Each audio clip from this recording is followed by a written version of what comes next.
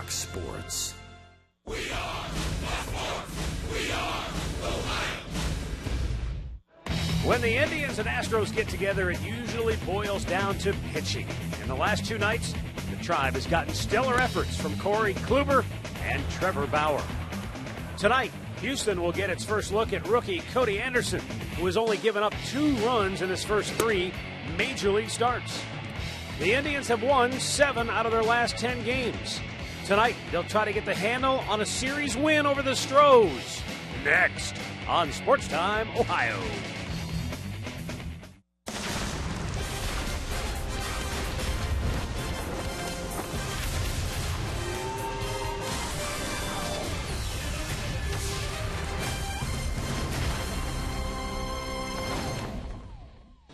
It's another beautiful night for baseball. Well, okay, maybe it's not beautiful, but it will be a night for baseball in downtown Cleveland as the Indians take on the Astros looking for a series win. They'll try to make it 3 out of 4 here this evening. Hi again, everyone. Matt Underwood alongside Rick Manning. It's been gray, it's been drizzly, it's been cool, but the Indians are red hot. They're playing well because they're pitching well, and the offense has kind of found its sea legs here over the last 10 games, which is why they've won 7 out of 10. And you can't get over the platoon in right field between David Murphy and Ryan Rayburn. They're both in the starting lineup tonight. It just kind of blows your mind, doesn't it? Well, the only thing, it takes a couple of key hits during the course of a game if you're getting a well-pitched game to get the big base hit and make yourself look good. And David Murphy has done that all year long when he's had the opportunities. Last night, Francona stuck with him, and he got the big 2-run double in the 8th inning where the Indians ended up scoring 2. They won the game 4-2, and David's done that all year long. He hit his way into the lineup. He's continued to do that this year, 342 with runners in scoring position. And on the other hand, when he's not there, Ryan Rayburn's in there doing the same thing from the right side of the plate, so they both get an opportunity to go in there and face a left-hander tonight. And they can't pinch hit for each other. That's right. That's one thing we know for sure. All right, so Cody Anderson's on the mound for the Tribe tonight. I can't believe this. I went and looked this up.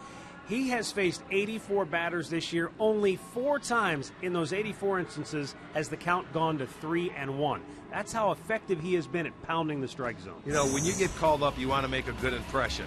This guy's gone above and beyond that right there. In his 3 starts, he has been almost unhittable. But, he, like you said, he's pounded the strike zone. He stayed ahead of the hitters. He hasn't walked batters. He made them put it in play. He's trusted his defense. Even though he's 1-1, he's been brilliant in his first 3 starts, so you look forward to him to keep going out there every 5 days and continue to do the same thing he has been doing.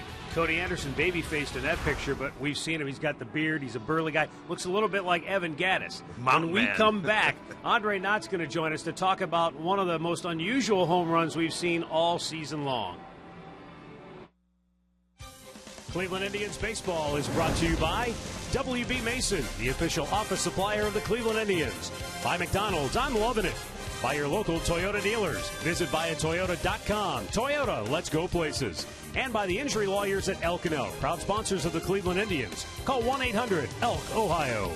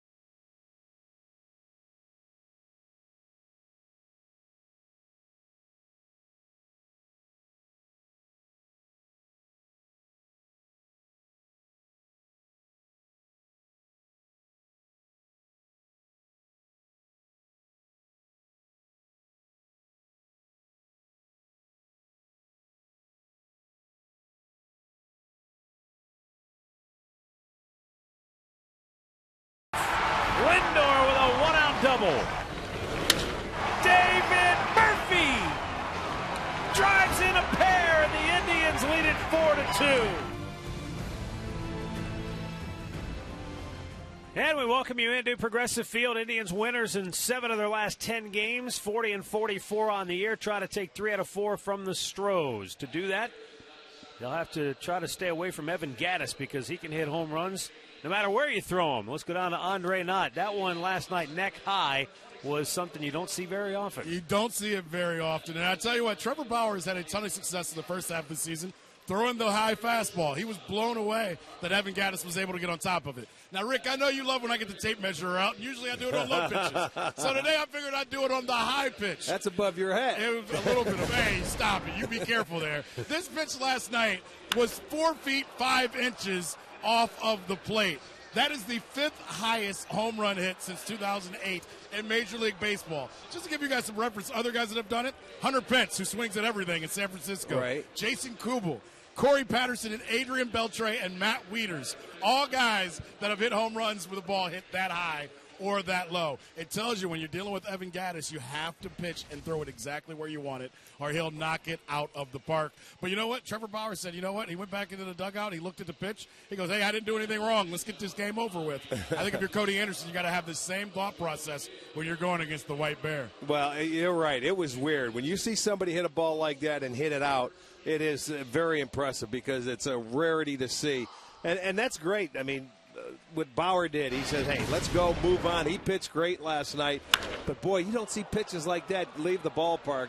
You could tell by his look. And that was the only 2 runs that they scored that night. So he didn't make a bad pitch. Look at that. Just about shoulder, above the shoulder height. And, boy, the White Bear, he couldn't believe it.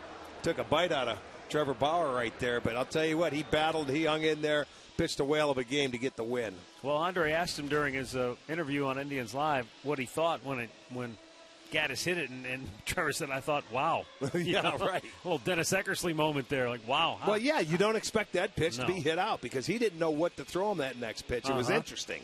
He said the way he fouled off the pitch before, I didn't know how to approach the next pitch. So that means, he observes when the hitter takes a swing. I'll throw a fastball up and away. Oopsie. Yeah. He did, and he hit it out. Nothing you can do. Not expecting him to get up there and get after it, but he did. So it's the finale of not only the series, but the season series as well. The Indians won 2 out of 3 in Houston. They've won 2 out of 3 here in Cleveland. But in terms of keeping the momentum going, this would be a big one for the Indians tonight. They could close to within 3 games of the 500 mark with 3 left before the All-Star break. Oakland coming in over the weekend. Cody Anderson and the Indians have taken the field. And we'll take a look right now at A.J. Hinch's starting lineup for the Houston Astros. It's brought to you by Toyota. Jose Altuve in the leadoff spot, followed by Preston Tucker, who's had a terrific series. Then it's Carlos Correa, followed by Luis Valbuena, who gets his first start coming back from the bad big toe injury. Evan Gattis, Colby Rasmus, then it's Conger, Singleton, and Marisnik. Our Northern Ohio Honda starting pitcher tonight, Cody Anderson, who's been brilliant in his first 3 starts. He went 7 2/3 in his first start here. Then went on the road and went 8 innings, and he's 1-1. But he's pitched 3 great ball games. His last start, he was beat 1-0, giving up a run in the 6th. But with runners on, their hitters are 2 for 25. With runners in scoring position, they're 1 for 12. He throws strikes, he doesn't walk hitters, and he lets his defense do the work. And that's a lot of fun to watch, and he works quickly. So we'll see what Cody has to offer against Houston, making his first start. Playing behind him defensively, brought to you by Chrysler, is Aviles in left, Brantley in center, Murphy in right. Urshela at third, Lindor at short, Kipnis at second, Santana at first, with Gomes doing the catching. Ed Hickox has the plate tonight.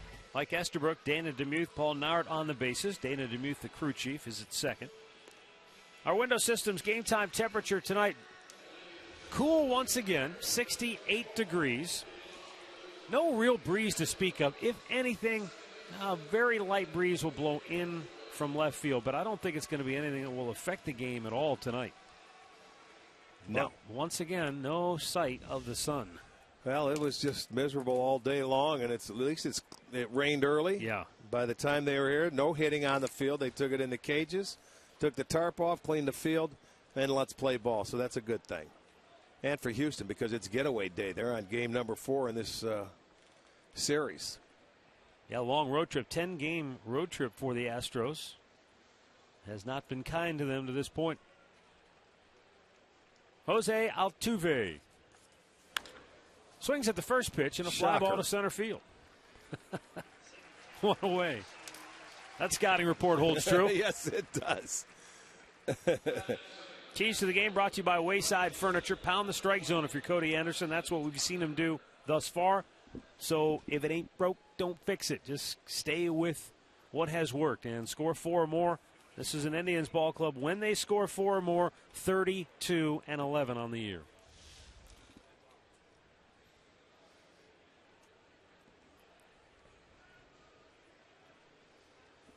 Preston Tucker.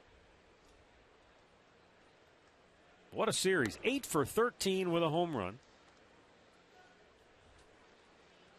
And Rick, it even seems like his outs have been hard. They made a couple of nice running catches. He could have more than 8 hits. I don't want to say that, but, he got one last night where he hit a little dribbler that got a base hit. It stayed fair. So they say they even out. I don't think so, but this kid swung the bat very well. This is the first time we've had a chance to see him.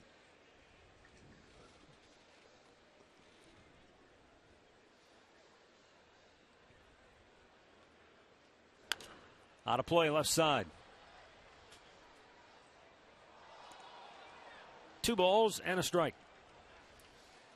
Well, that's the one thing you like about Cody Anderson. You mentioned it in our open about how he stays away. He makes guys swing early in the count. He stays away from hitters' counts for the most part. Yeah, I just found that hard to. Well, I got to thinking about it because what we've seen from Cody Anderson is no walks. He's walked one guy. Right. Goes at the hitter. So I thought to myself, how often has he been behind in counts? So I went and looked up. 84 batters he's faced. Only 4 times has a count gotten to 3-1. That's pretty impressive. And he's only given up 14 hits. That's impressive.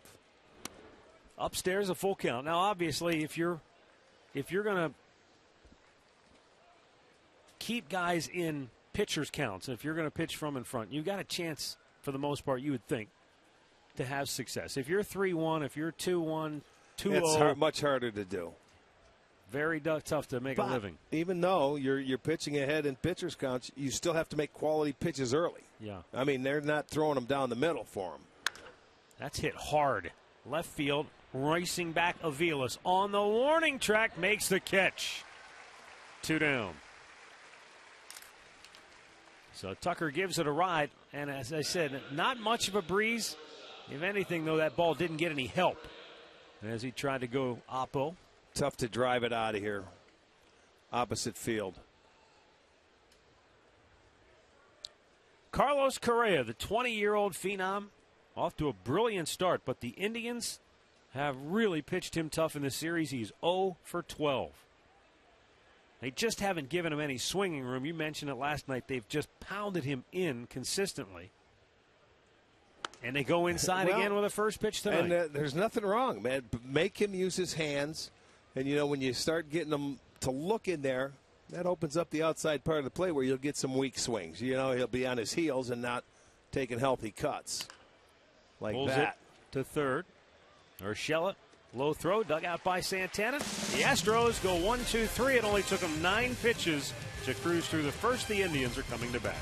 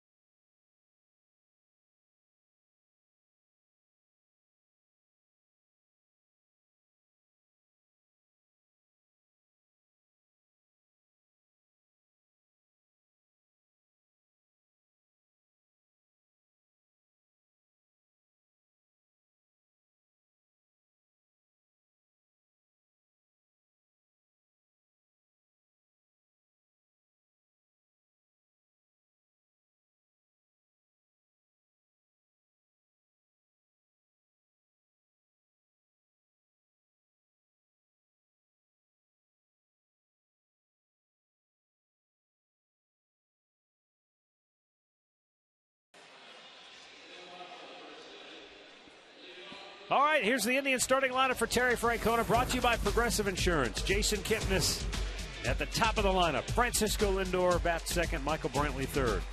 Ryan Rayburn in the cleanup spot. Santana will hit fifth. Jan Gomes is sixth. David Murphy batting seventh, and it's Giovanni Urshela and Mike Aviles batting ninth. And Brent Oberholzer is our Northern Ohio Honda starting pitcher.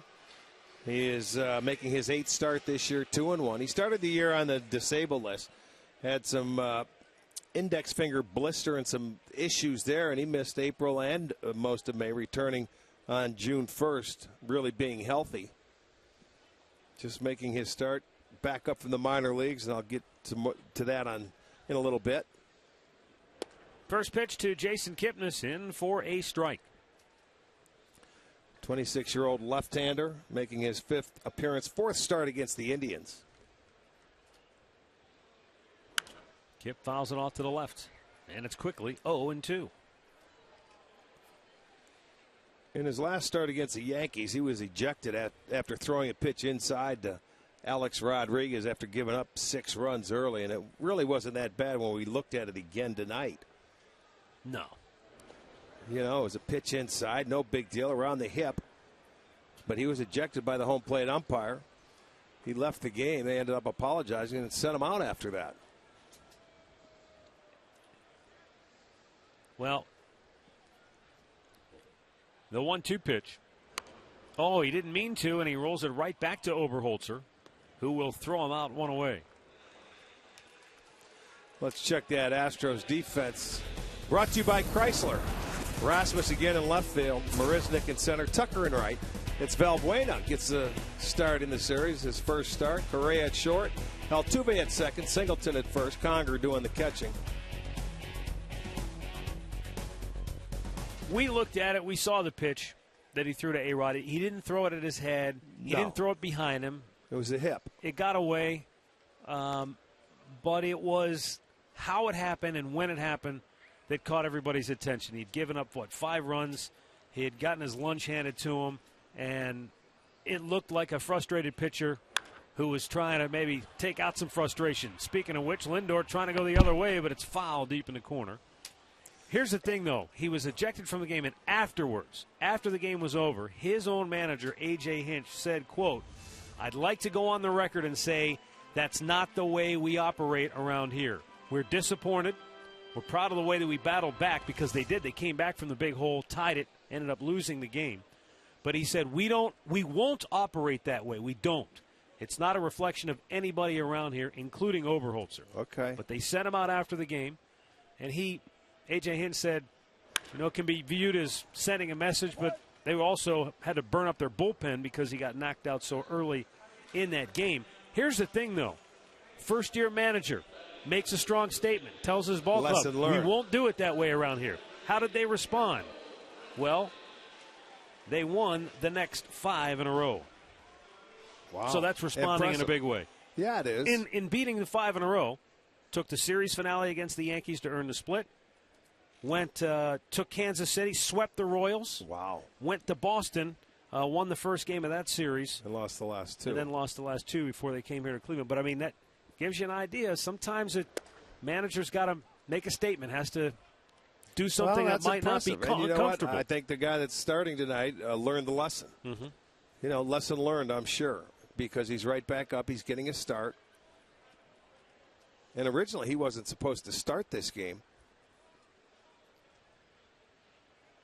There's the 0-1 to Brantley, and a line shot on one hop. Correa corrals it, throws him out, and the Indians go 1-2-3 on 9 pitches. No score after 1.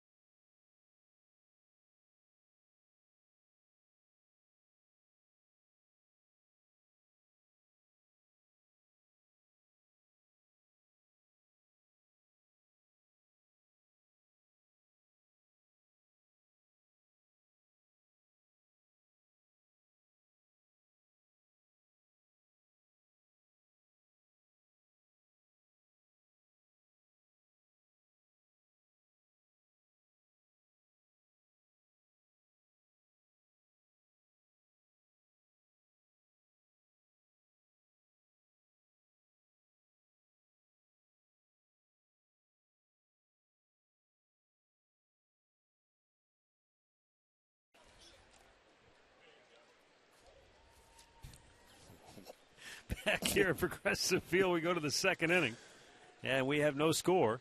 That young man certainly got plenty of cotton candy in him. He's ready to roll. Luis Valbuena's ready to roll. Back in the lineup for the Astros. And a former Indian, a big swing and a miss. He has 19 home runs this year. Well, it's like all or nothing. He's hitting .203, and with those 19 home runs, 36 ribbies. So in Houston, he can hit that short porch to left field for a left-hander. Like that, when you drive. It's like a left-hander hitting in Fenway Park when they're down at home. Mm-hmm. But he also has that zone down as a hitter, and he's open. And if you catch that zone, he can take you deep to right field as well. You can see the 13 home runs at home, 6 on the road.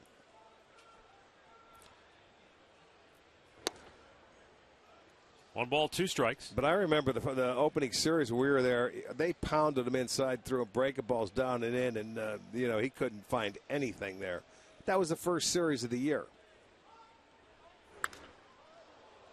Fouled on that's the right what I'm side. talking about. Yeah. You don't mess around in there because he's got a little nitro zone in there that's down and in if you find that swing plane.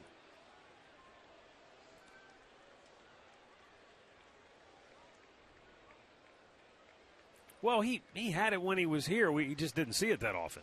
Well, he wasn't playing regularly for the most part. Left field, that is way back, and Aviles makes a great catch on the run on the warning track for out number 1. That is a nice running catch right there by Mike Aviles. That ball, it was hit, it was smoked, but it's slicing away from him. Boy, he made that play like he's an everyday left fielder. Well done.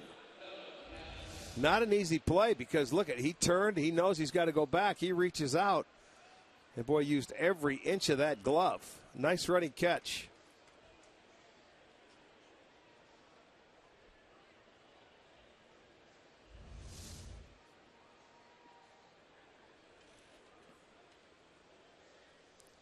Now Evan Gattis.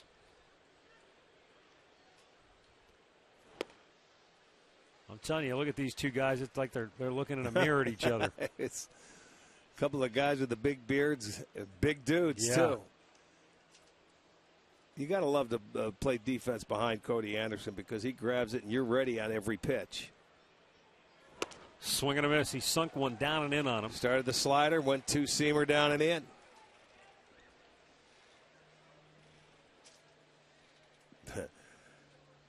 That's my other brother, Darryl. Now the 0-2. In off the plate.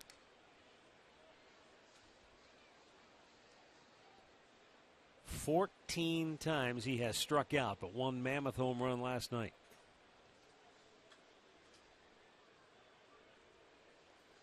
Now the 1-2. Big curveball.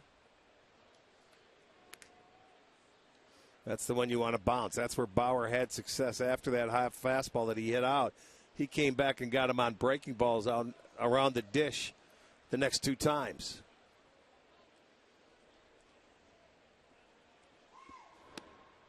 No, he wouldn't chase. And the count goes to full, 3-2.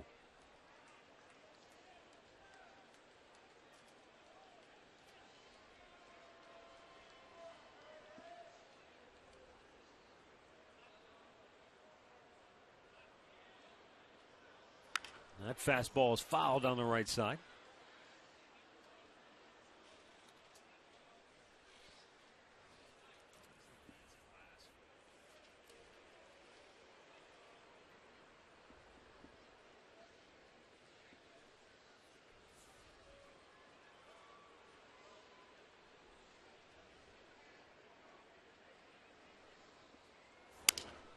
Got in on him.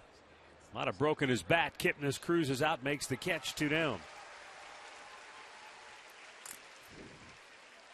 Let's go down to Andre Knott. Boy, talk about follow the leader, Andre, with what Cody Anderson, where he fits in the rotation right now. Yeah, he absolutely loves it. And he told me, he goes, look, before we go any further, I have nothing like those other 4 guys, especially the last 2 that pitched. But he says he has learned a lot in watching him, and he really appreciates that he's been able to watch every team he's faced before he's faced them. He says, when you come up in the minors, you don't have all the information and all the video that you have here. And he goes, I really don't learn much from that. He goes, I learn from watching before I pitch to guys. And he says, look, against this Astros team, if I hit my spots, I'll be all right. If not, it could be a long night for me.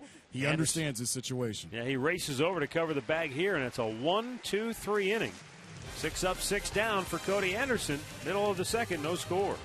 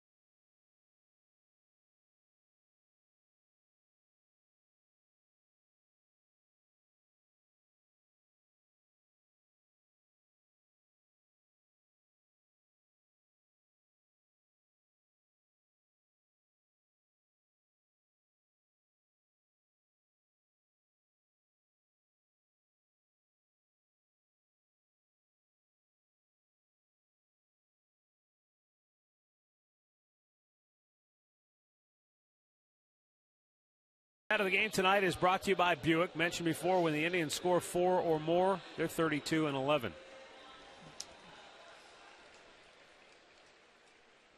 The interesting thing, Rick, is that they have 7 wins when they've scored 2 or more or less. Yeah, that's impressive. That's a lot of wins. For 2 or less, that's getting some good pitching. Brett Oberholzer fires a first pitch strike into Ryan Rayburn.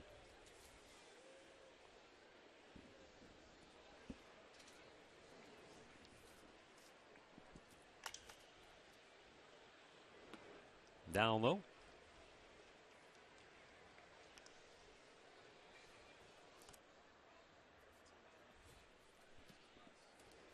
Brett Oberholzer grew up outside of Philadelphia.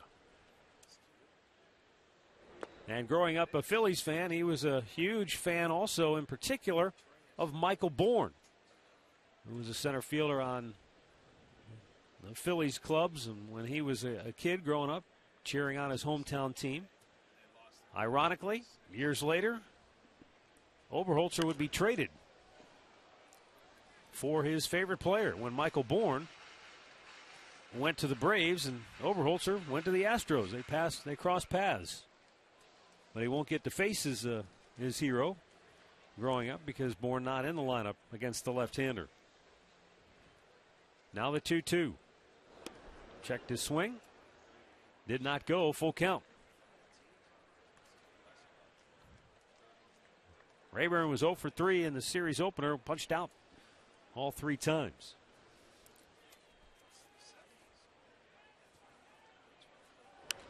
Fouls this one back.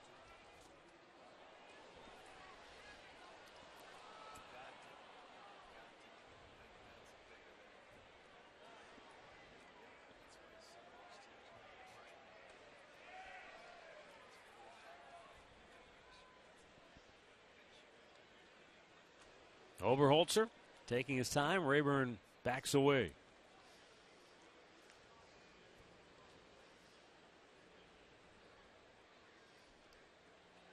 Oberholzer wants the changeup. And Rayburn a line drive base hit into center field.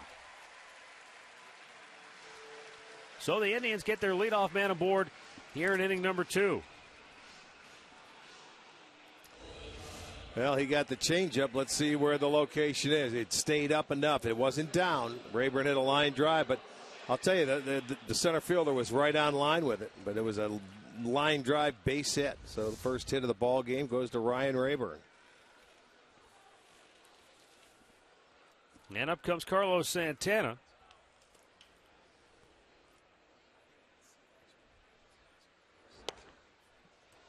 Santana 3 hits in the series.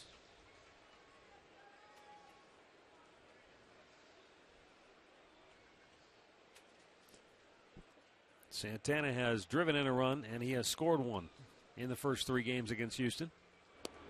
Checks on a ball down low, 1-1.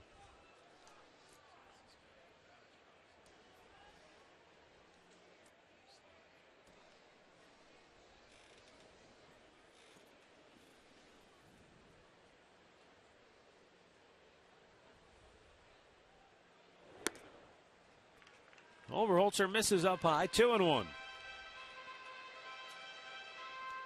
Houston begins play tonight just a game and a half in front of the Angels in the AL West.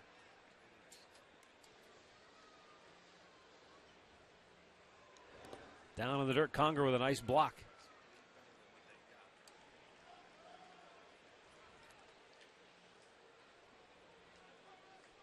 The Angels have won 5 in a row to close the gap on Houston.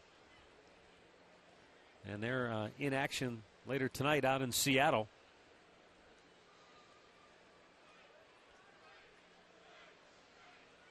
Three-one pitch.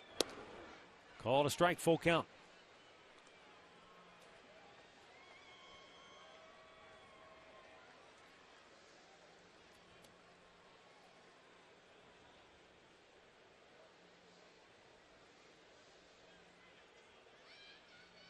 Payoff pitch, popped him up. Foul, back out of play.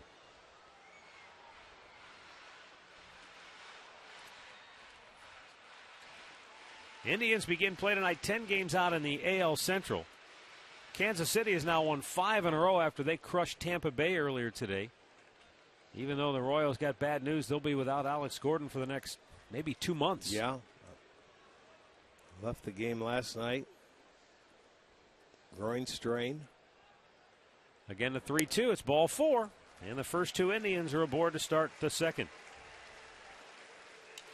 Let's take a look at the injury report brought to you by the injury lawyers at Elk & Elk.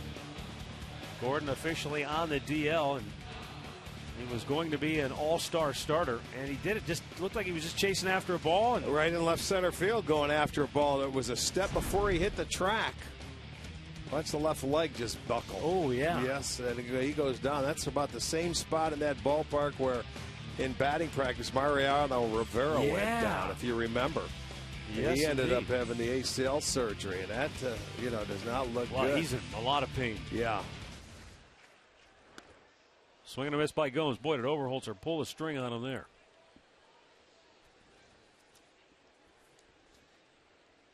That's not your average strain. No, that doesn't look good. Well, he said himself he heard a pop. He heard the muscle pop, and they're saying there's nothing off the bone, but you never know. Swing and a miss, and Yan Gomes quickly in the hole, 0-2. After Overholzer had walked Santana to put 2 on.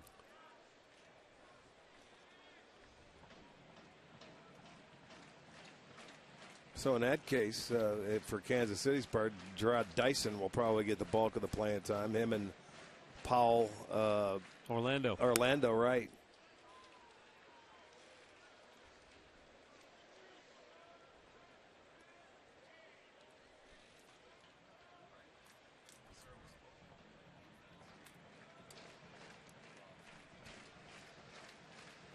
Brett Overholzer in a little trouble here in the second. But he's ahead of Yan Gomes 1-2. And strikes him out for the first out of the inning.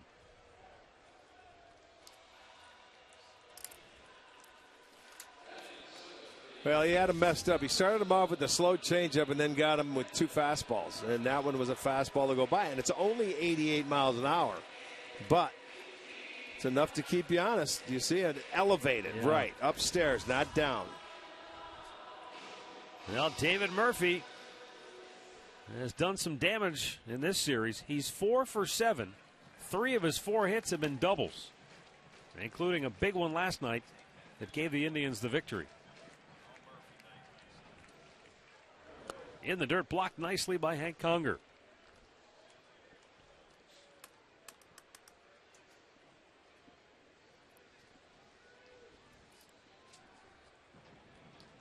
.342 average on the year now for David Murphy. He and Michael Brantley have been the best in these situations for Cleveland. You know, that's how Murphy really got into the lineup when you think about it earlier in the year. He wasn't playing a whole lot between Rayburn and back then when Swisher was back here and they were trying to rotate time and space. Murphy started to hit. And Tito was sort of forced to put him in there because he was swinging the bat. He hasn't stopped. High pop, shallow left. In comes Rasmus. Out goes Correa, and Rasmus calls everybody off. 2 down. Well, get live Indians baseball all season long with MLB.com at bat on your smartphone or tablet. Stay connected with live radio broadcasts, stats, breaking news, and more. Download MLB.com at bat, the #1 app for live baseball.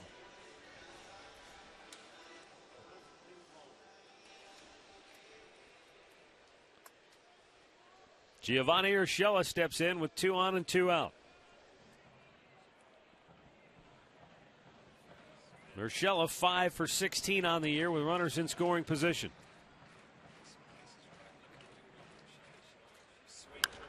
High pop. Right field near the line. Tucker over into foul ground, makes the catch, and the inning is over. The Indians strand a pair.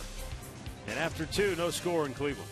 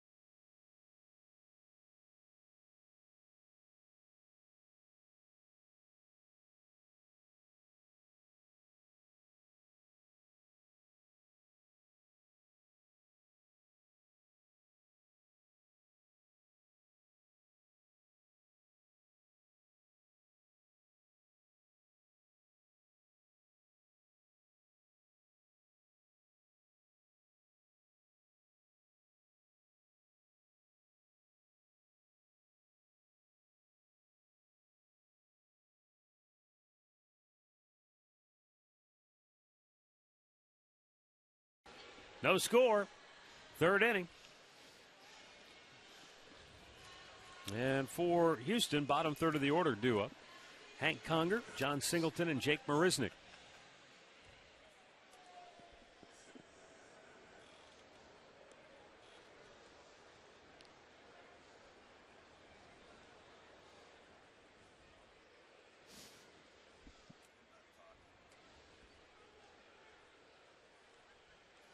Roped foul into the seats. I'll tell you what, he was ready for that heater in.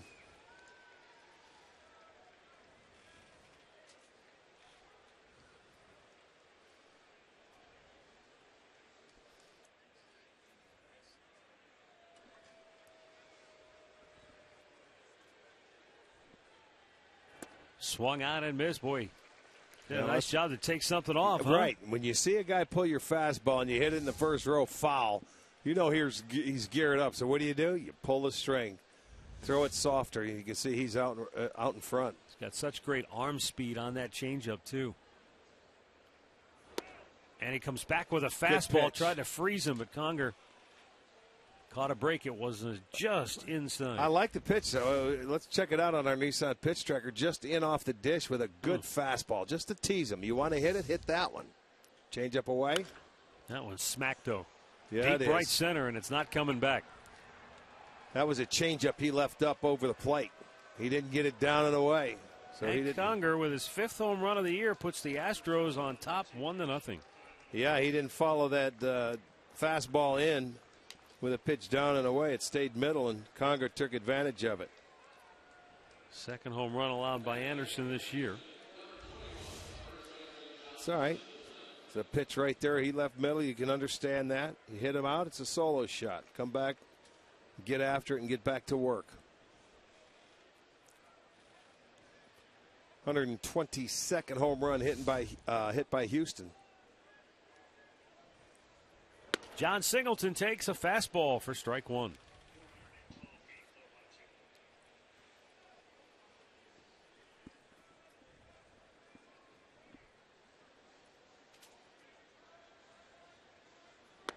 Well, that's something the Astros have done a lot of this year.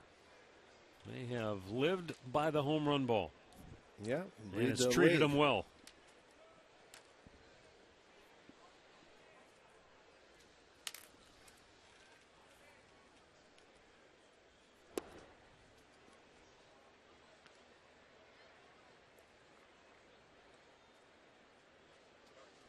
Yeah, they're 2nd in the league in runs scored. Thanks, mostly to the home run ball. Although in the first game of this series, they hit the ball over the park. Swung out and missed. Singleton way out in front of it, 2-2. Yeah, they hit it all over the ballpark. They had 16 hits in that game. For Cody Anderson, that's the first home run he's given up in the first 5 innings. And this is start number 4. His last start, he gave up the run in the 6th inning. After that, I think it was in the 8th inning. Pretty well hit deep center field. Back is Brantley on the track. Makes the catch right up against the wall for out number 1.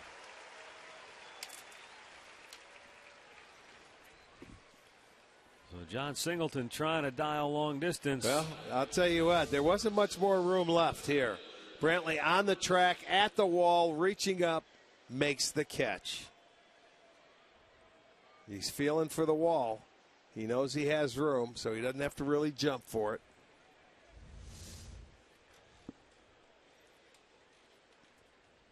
And now Jake Marisnick. And he blasts one to deep left field. Back is Aviles. He's on the track and makes the catch. A lot of loud outs in this game. That's the 4th ball that's been hit deep to the outfield for an out. Plus you've had the home run hit by Conger. Well, you got 3 putouts by Aviles and a couple by Brantley. Jose Altuve is the subject of our Levin Furniture player profile. 3 times an All-Star, won the batting title last year. 225 hits. Didn't he get number 200 when we were there? Yeah, we were there when he broke Biggio's record. I think that's 210. what it was. He had 209. Right. I think he broke it, something like that. And Biggio was there to congratulate him, and it was a pretty neat event. Yeah.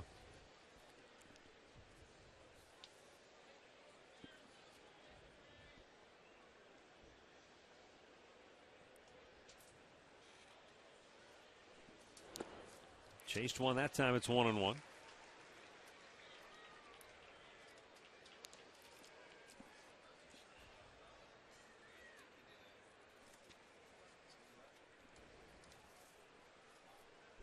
Well, Altuve's also hit 7 home runs, so he hasn't missed out on the home run fun for Houston this year. Big chopper to third, and Urshela throws him out. But the Hank Conger solo home run has Houston in front 1-0.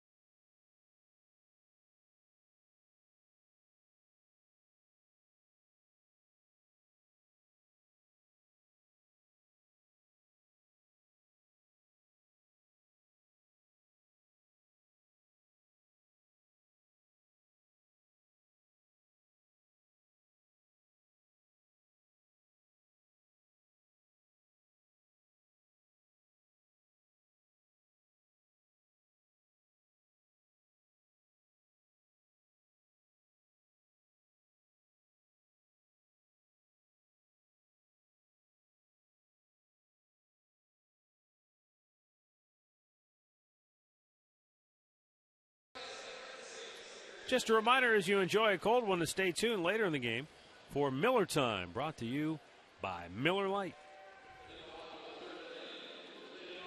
1-0 Houston. And as we go to the bottom of the third, Mike Aviles will lead it off, the number 9 hitter. Then we'll go to the top with Jason Kipnis on deck.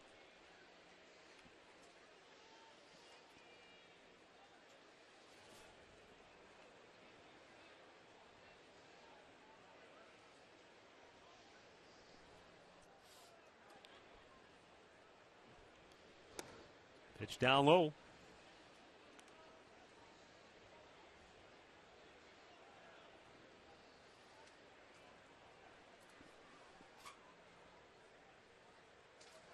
Now, it was 1 out of 3 in the series.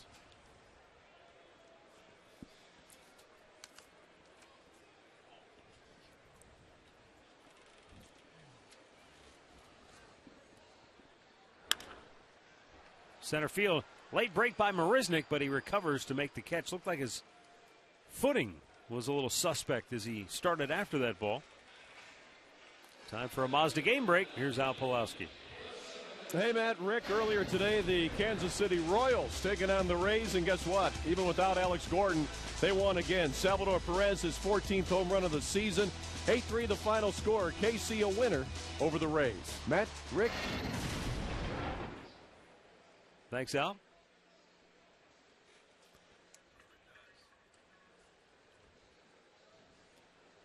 Jason Kipnis, big bouncer to second base, and Altuve takes care of Kip 2 away. Well, another Sugardale Dollar Dog Night. The Indians will open a weekend series tomorrow night against the A's. You can stick around and enjoy Trans Am Rock Fireworks, which is presented by Wayside Furniture after the game. Just visit Indians.com for your tickets.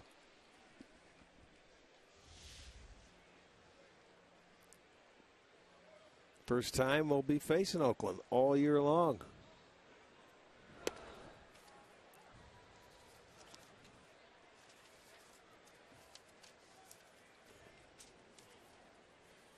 Haven't faced them or the Angels. 1 ball, 1 strike for Lindor. Yeah, the only 2 teams. There'll be 1 left after that. It'll be the Angels. After we play the Oakland A's, heading into the All-Star break. Lindor off the end of the bat, squibs one into right field. Put some chalk on the end of that. That was beautiful.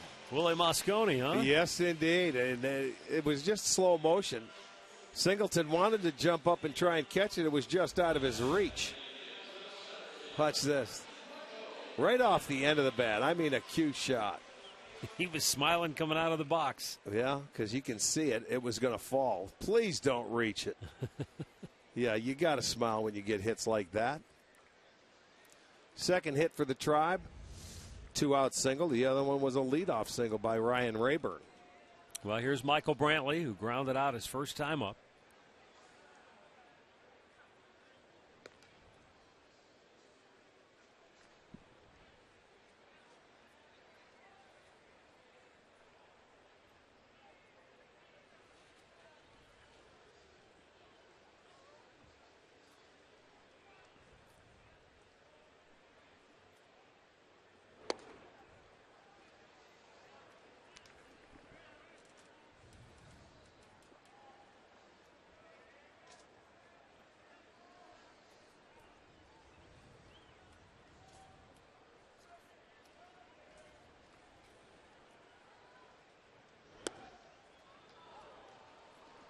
One ball, 1 strike. Brantley homered off Vincent Velasquez in game 2 of the series.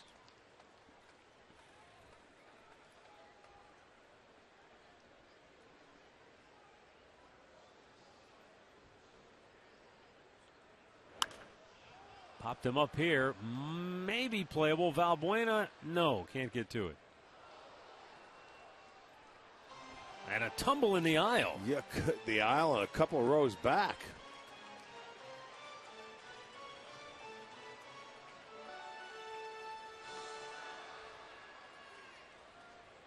Guy looked like he was wearing a Molina jersey. He had 4. I figure it might have been a Velas.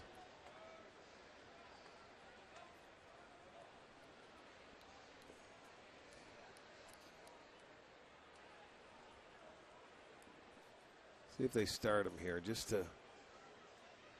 They're thinking along the same lines. 1-2 count on Brantley. Maybe try to steal a base here. Or sneak one and go on first movement with the left-hander. If he gets thrown out, you have Brantley leading off the next inning. But Brantley can drive him in with a gapper. Okay, so that's his second move. A lot of times those left-handers don't like to show their A move off early. Making him aware, though, as a base stealer, we're thinking about you. Lindor has just 1 steal so far this year.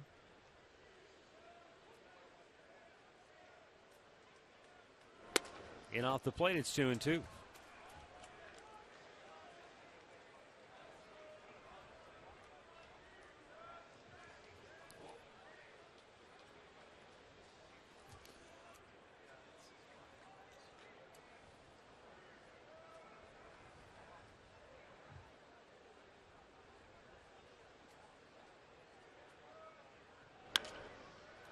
Again, Marisnick slips, and this time he can't recover. And Lindor will go to third, and Marisnick is in pain on his back in the outfield. Is he okay? Rasmus checking on him. Don't know if he knocked the wind out of himself is what happened. He appears to be okay. Or a shoulder. He came in. There's some wind. He's trying to breathe right now. Oh, he hit that shoulder hard. Yeah, that could be it, that shoulder. He landed on it and jammed it in there. And it looked like he knocked the wind out of him. You see, the surface out there is very wet. We've had a lot of rain here. So the traction is probably soft. Watch him roll over on it immediately. Yeah, he landed on it. He's going to have a little stinger there. They'll take a look at it when this inning ends. But it'll go as a base hit for Brantley.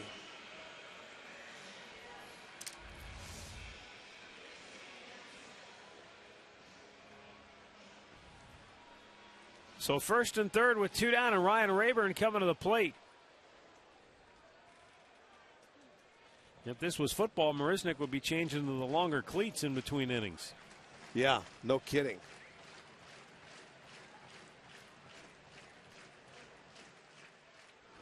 Ryan Rayburn takes. And a called strike. Base hit right up the middle his first time up. Came on a changeup. Yes, it did.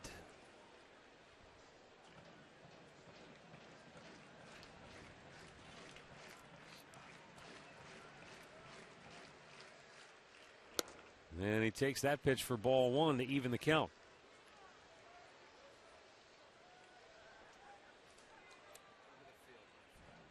Rayburn looking for another clutch hit here.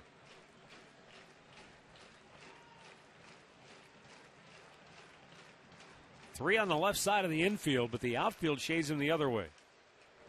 In the dirt, blocked nicely by Conger. He's made a couple of good stops already tonight. That's a tough one for a catcher when it's first and third. There's 2 outs.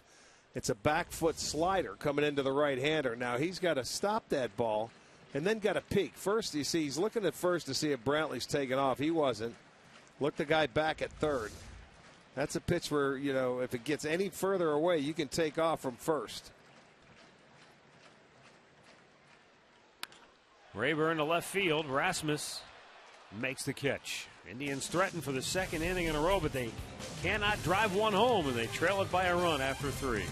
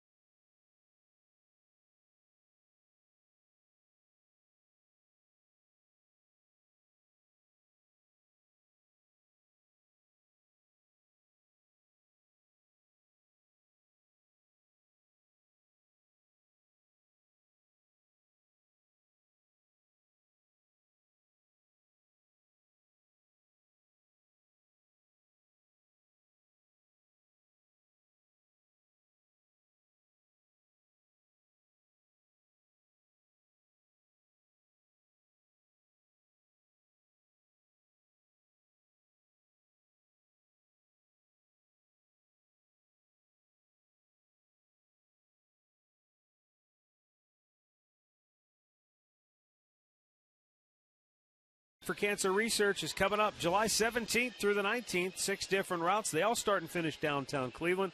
1- and 2-day rides are available. Every dollar raised benefits Cancer Research at Cleveland Clinic. Get involved by visiting velisano.org.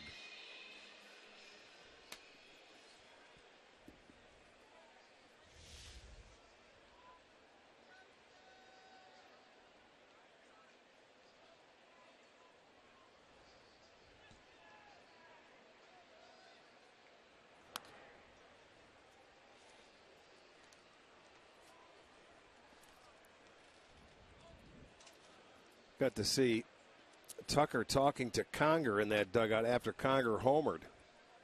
I don't know, talking about pitches and situations maybe, but Conger picked on a changeup and hit it out of the ballpark. Mistake by Anderson, and that's where it stands. The only hit, 1-0 lead for Houston. And that was after Anderson nearly had him struck out with a fastball. It was just a hair inside. And then threw a changeup, not where he wanted it, and Conger drilled it out of here.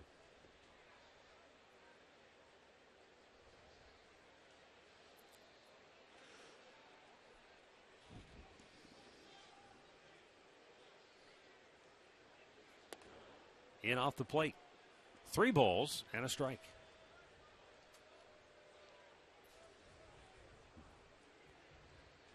So for the 5th time this year, Anderson goes to 3-1. And he's walked just his 2nd batter in 4 starts, the leadoff man aboard for Houston. Great clip of the game from yesterday. Trevor Bauer with a really, really good outing. He went 8 innings, gave up just the 2 first-inning runs on the homer by Gaddis. 5 hits in all, and 2 of those came in the first. Struck out 9, did not walk a batter. That goes to show a lot of starters. If you can be efficient with your pitches, you take your team deep into the ball game and keep them, give yourself a chance, you'll get wins if you can go 8 innings. The offense came back and scored in the bottom half of the 8th after Bauer would have been done anyway. But, boy, that is the key to getting wins if you want to. You know, we talk about Carrasco having a decision in every one of his starts. Well, sometimes he's efficient, sometimes he's not. He's out of there. You can't. You want to get the wins. Center field, Brantley on the run. Can't get there. Plays it on a bounce. Tucker moves to second. And Correa has his first hit in the series after starting out 0 for 13. Yeah, they have pitched this young man awfully tough in the series.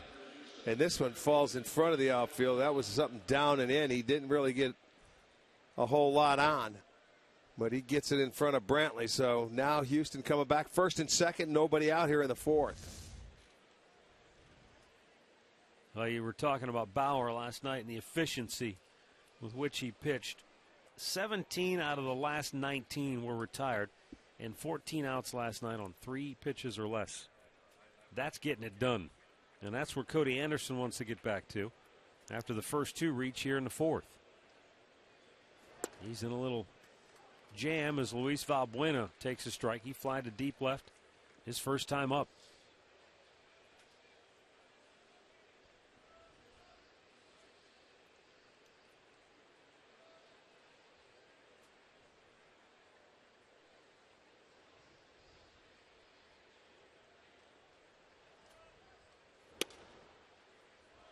One ball, one strike.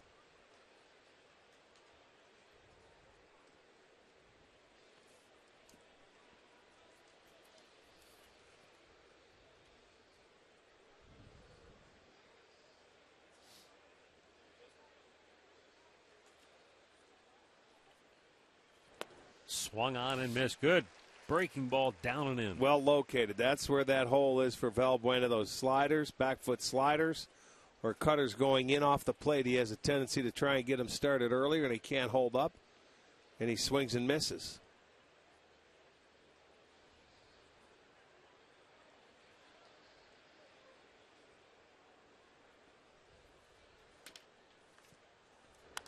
Out of play.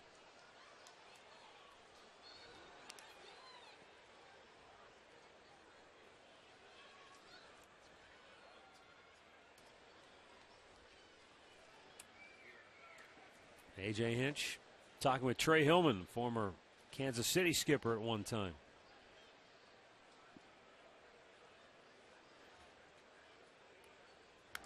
Right back to the screen.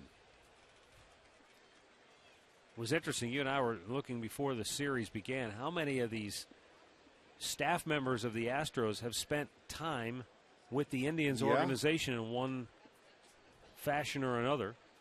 Hillman was a scout for a couple of years in the late 80s for the Indians. The pitching coach, Brent Strom, pitched for the Indians. Right. Rich Dower used to live in Cleveland after his career with Baltimore coached as a player ended. Hargrove's staff. And that's right, he coached, yeah. Alan Zinter, who's the assistant hitting coach, was the Tribe's minor league hitting coordinator.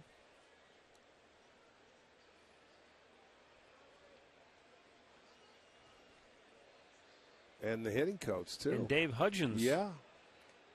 played briefly with the Indians organization. It's just crazy. 2-2. Runners go. Throw down, and I don't know what happened there, but Preston Tucker is out from you to me. He thought it was a 3-2 count. You think so? Absolutely. Why would he stop? He thought it was ball 4. You don't stop. Now, that's a mistake here. They're running. It's 2-2, not 3-2. Watch. He sees it. It's a ball. Okay. I can cruise into third now. Uh-oh. Yeah. That's a mistake there. That's a break for the Indians. I saw Trey Hillman walk down to the end of the dugout when Tucker came in, probably just to get a brief explanation. Hey, what just happened there? Yeah, what did you see? Why, you're certainly not going to make the guys run. He's on a base with a left-hander. It's a clear path to third base. Fly ball center field. Brantley is there. He'll make the catch. Correa will tag. He'll go to third, but now there are 2 down, and boy, does that change the complexion of this inning in a huge way. That is a big mistake right there. But, I mean, that's how you learn. Maybe he saw a sign that said steal, and it wasn't there. If a guy put it on, but, that situation itself, when you're not a base stealer for Tucker, that's the first time he's been caught all year in the first attempt. Left-handed hitter. You're in the middle part of your lineup. You're not going to make an out on base on the bases. So caught stealing, 2-5. And an embarrassing trot off the field. Yeah. But, I mean, that happens. That's when you're a young player, you learn. Well, here's Evan Gattis, who popped up on the infield his only time up. That's what you call growing pains. Right here, you hope your teammate can pick you up, get a base hit, and you score one. That's what you're hoping for. And then it won't be as magnified. Pick me up, buddy, so I don't get yelled at after the game. Carlos Correa is the runner at third base with 2 down. Hit on the ground right at the second baseman, Kipnis. And he throws out Gattis. What a job by Anderson. First 2 reach for Houston. He gets out of it with a little base running gaff, and the Astros lead is 1-0.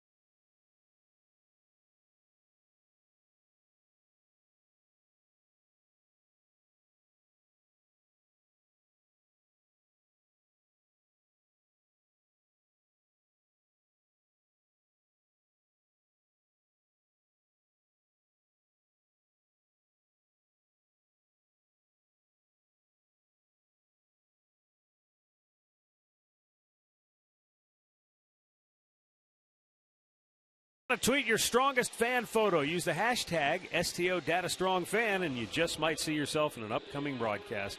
It's all brought to you by T-Mobile.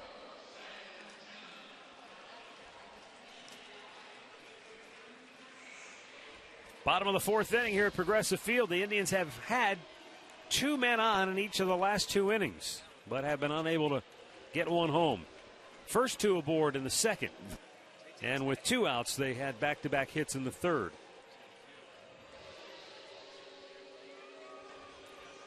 Carlos Santana, Yan Gomes, David Murphy for the Tribe here in the fourth.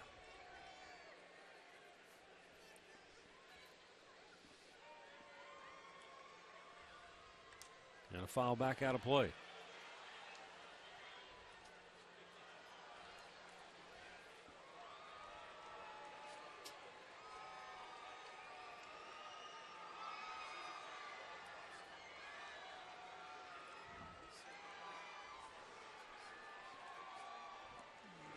Down low.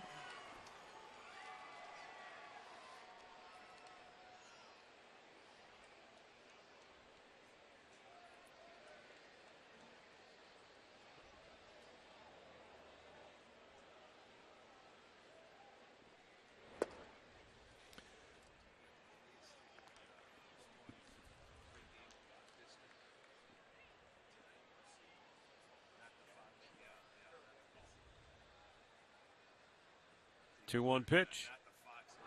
Down in the dirt. Boy, the Chicago White Sox are putting the pedal to the metal all of a sudden. After a disappointing first half, they've won 7 out of 9. Jeff Samardzija with a complete game 4-hit shutout of that powerful Toronto Blue Jays lineup today. He might have wanted to pitch his way out of Chicago facing the Toronto Blue Jays today because they're looking for pitching. 3-1 hammered into left field just off the webbing of Valbuena's glove. And the Indians have their leadoff man aboard for the second time tonight.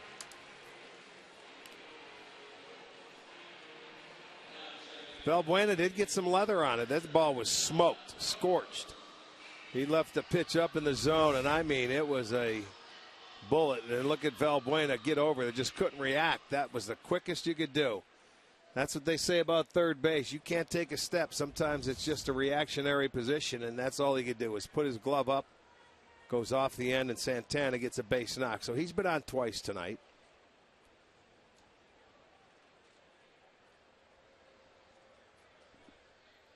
Yan Gomes with a swing and a foul into the glove of Hank Conger. Gomes struck out his first time up.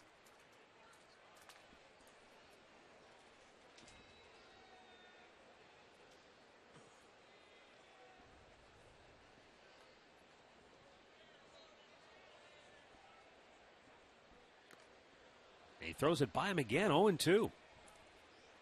Well, he has that zone. He's throwing 88, but it's up at a spot where it doesn't look like Gomes can catch up to it, and he's fouled it off and swung and missed a couple of times tonight.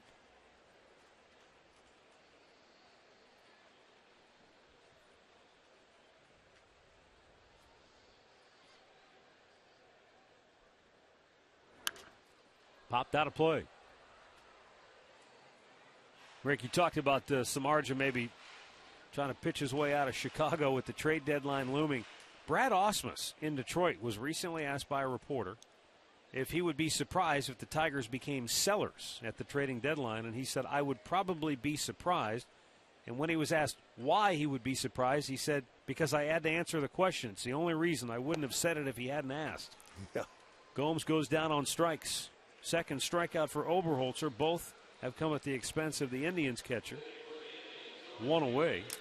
Just goes to show you the fickle nature of the buy or sell proposition as we get closer to July 31st. Well, there's so many teams around that 500 mark in every division. You know, there's only a couple of teams that you can say right now are flat out of it.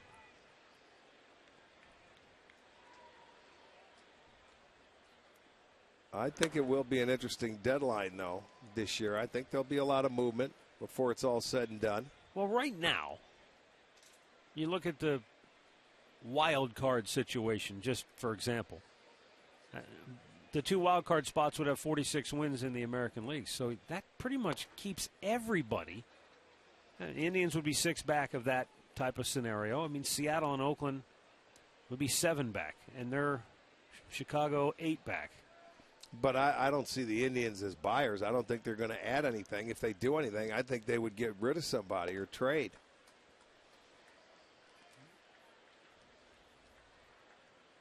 And I think there would be people looking for David Murphy. Would be a name that you could toss out there. A Mike Aviles. Well, anybody that comes sniffing around the Indians, they're going to be looking. They're going to be asking for pitching. Not that they're going to get it, but right. Well, I think that's pretty much true. Everybody wants pitching, for the most part. Give me that pitcher I could use. It all depends on if it matches, mixes and matches. Trades are not easy anymore. And, a lot of people that you're going to be talking about, too, at that trading deadline will be free agents at the end of the year. So what do you want to give up for a rental? Oakland did it last year. Yep. They did it with Lester. They did it with Smarja. And what happened? They're both gone. Didn't work. Did not work. And I'll tell you what, for the most part, a lot of these trade deadline deals do not work. Yeah. For everyone that comes out and, the guy gets them over the hump and gets them to the promised land, there's probably 10 or so that fail. Maybe even more than that.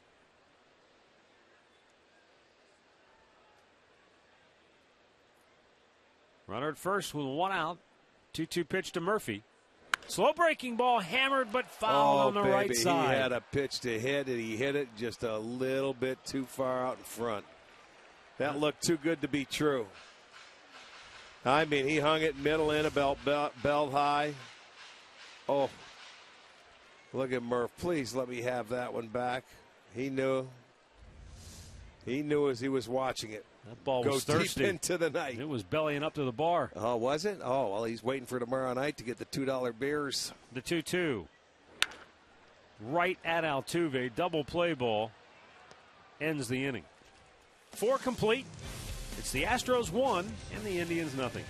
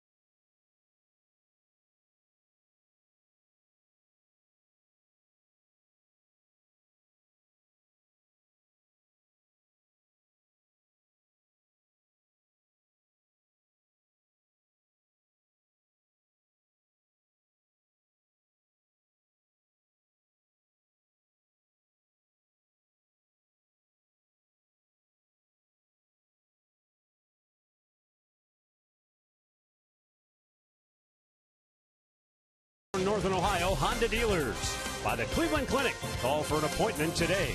And by the game-changing all-new Ford F-150. The future is tough.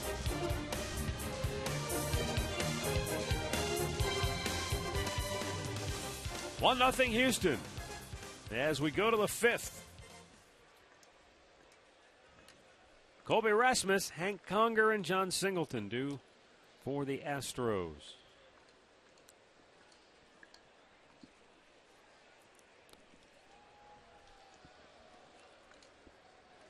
Rasmus, a ground out his first time up. Hammers this one to right field for a base hit. That was a line smash off the bat of Rasmus. You gave him a little swinging room right there. Our in-game recap brought to you by your Toyota dealers. Hank Conger got a changeup that he smashed into the bullpen for the only run of this game. His 5th homer of the season. And that has been it.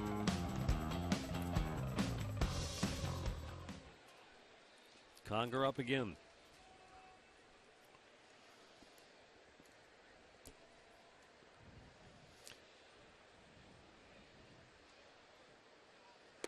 This is the 3rd straight inning now. After that Conger home run in the 3rd, they had the leadoff walk for Tucker in the 4th, and then now the single in the 5th. Where that leadoff man has been able to reach.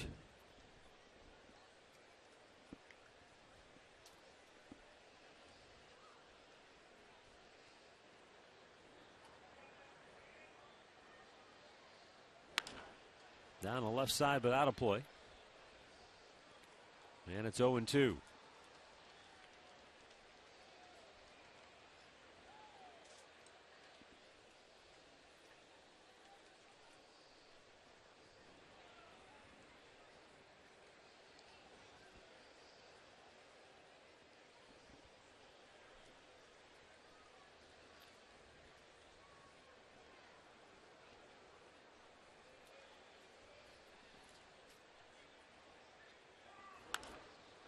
Popped up, back out of play.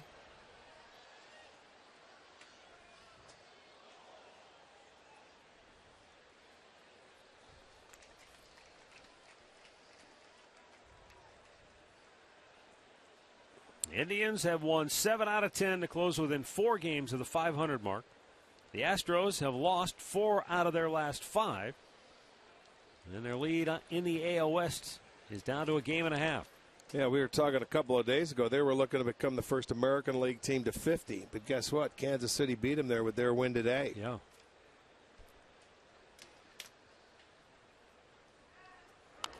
Little tapper right out in front of the plate. Gomes looks to second. He'll take the out at first. 1 away. Oh, that would have been a good foot race right there. Nobody was at third base. Remember, Marisnick did that last night on a little ground ball. Yep. Where Bauer went to first base to get it. He went all the way to third base. I think what Rasmus did, he kept his head down. Is that a case where Urshela's got to really think twice about coming hard for the ball? Well, not really. He can come in, or Lindor's got to be heads up behind him, and somebody's got to cover there. If the pitcher's coming in, Gomes is going out for that ball at third base. You got to stop, and you know you're not going to get there and go back and cover third. There's John Singleton now. Fly to deep center. His first time up. And takes ball 1. Singleton, a California product. His dad played college football at the University of Oregon. But it was his dad who steered young John toward baseball. He told his son, you got a chance to last a lot longer in this sport than you do at football. I think Dad's on to something there. Yeah, well, yes, that's true. They've been saying that a long time. More so now. He doesn't look like he can last long up there, boy, the way they hit. Rasmussen scoring position with 1 out.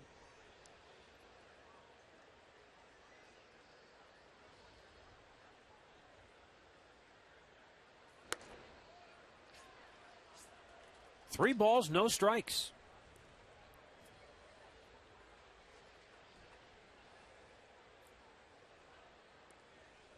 Could be a spot where Anderson's working around Singleton. I don't know.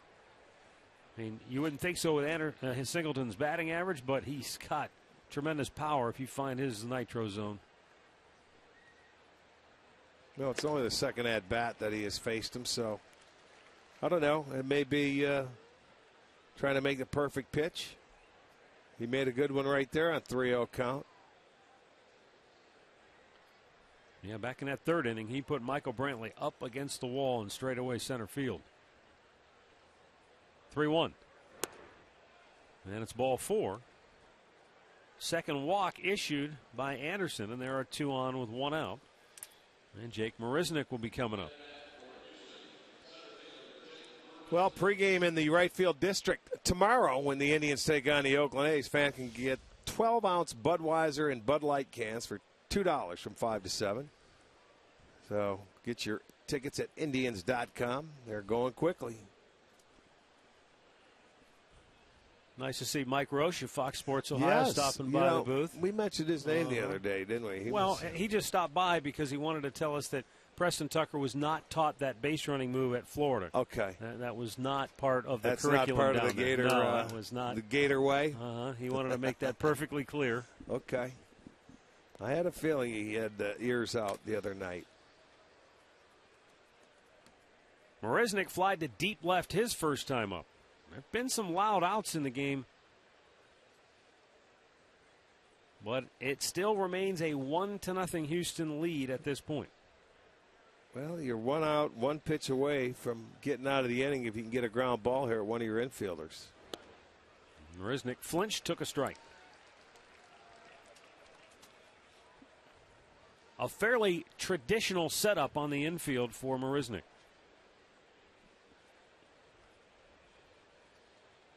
None of the exotic shifts, though Kipnis shading him a little bit up the middle. Pulled there you go. to third. Urshela steps on the bag. Across the diamond. An inning-ending double play. Oh, just what the doctor ordered for Cody Anderson and the Tribe.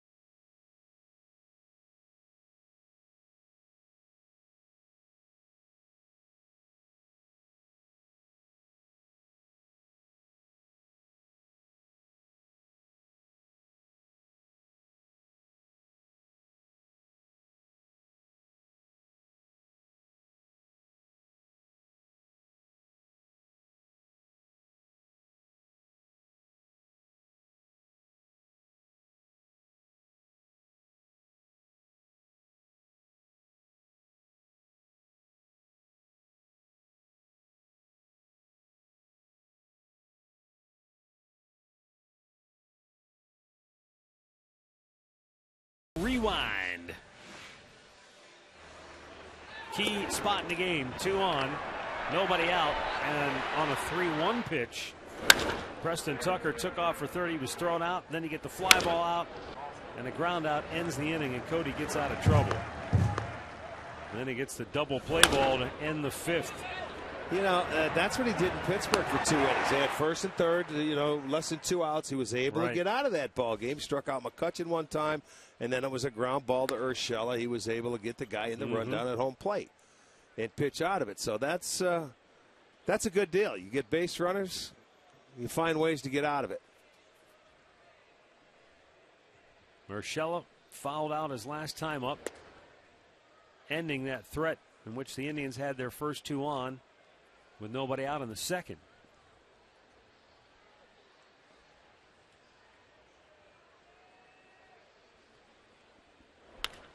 Right back to him. Oberholzer with an easy play. 1 down.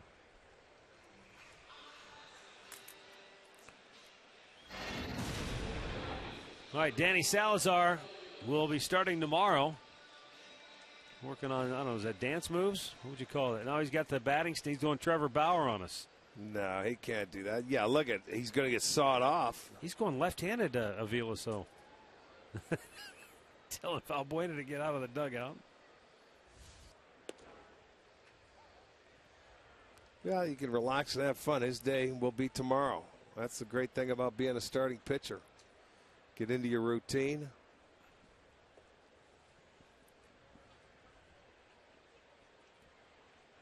Let's go down to Andre. I hate to correct you guys, but that's the David Murphy. Now, he told me when he pitches, and when we get back after the All-Star break, he does have an Aviles, but that is his David Murphy that he was giving you guys there in between innings. Tell him he's got some work to do on it. He knows. He says after the game he had in Pittsburgh, you might as well try everybody.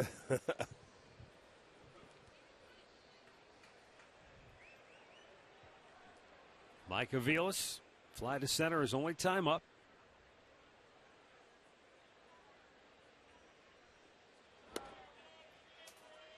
Wow, Oberholzer thought he had a strikeout.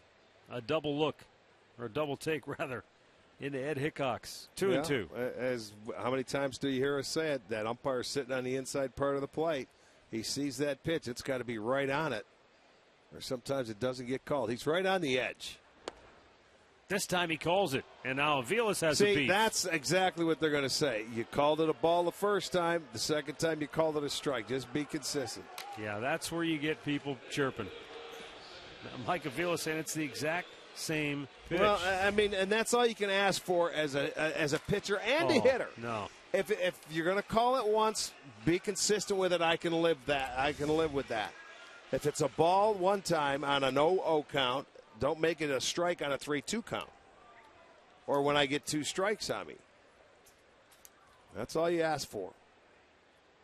2 down for Jason Kipnis. And strike 1 is called. Kipnis twice has grounded out. 2 out of 13 against Astros pitching in this series.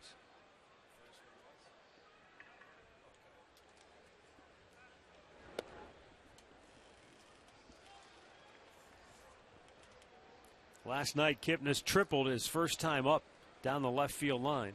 Then in the 3rd inning, he hit a line drive to left. He said off the bat, I thought, oh, that's a double. And then he looked up and saw Colby Rasmus almost standing on the left field line, made an easy catch. He's like, I couldn't believe it. I could tell by the look on his face. Pops this one up. That's going to be an out, too. This might be Rasmus in the foul ground. At third base.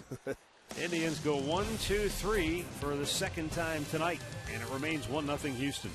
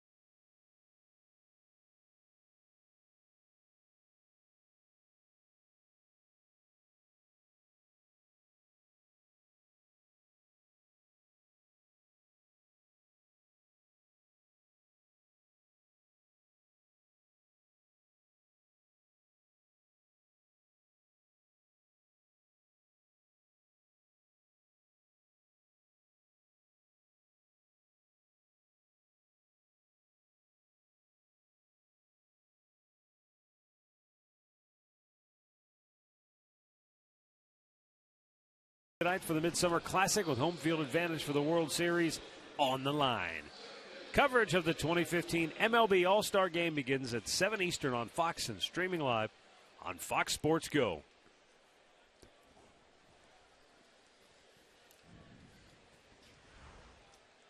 Jose Altuve will lead off for the Astros here in the 6th inning. He is 0 for 2 tonight, 3 for 14 in the series. Houston has just 3 hits in the ballgame, but one of them left the yard for the game's only run. First time through the lineup, Cody Anderson used 32 pitches. Second time through the lineup, he used 32 pitches. The man is nothing if consistent. Well, keep him swinging. That sounded like he hit that with a balsa Well, wood you know bat. what? I think one hand was off the bat, and it didn't have a very good sound at all. Again, he's locked into a 1-0 game. Yeah, a lot like his last start, isn't it? Yeah, well, he's had 2 1-0 games and a 2-1 game. To this point, it's 1-0 here, going into the 6th. Preston Tucker flying to deep left in the first. He walked his last time up.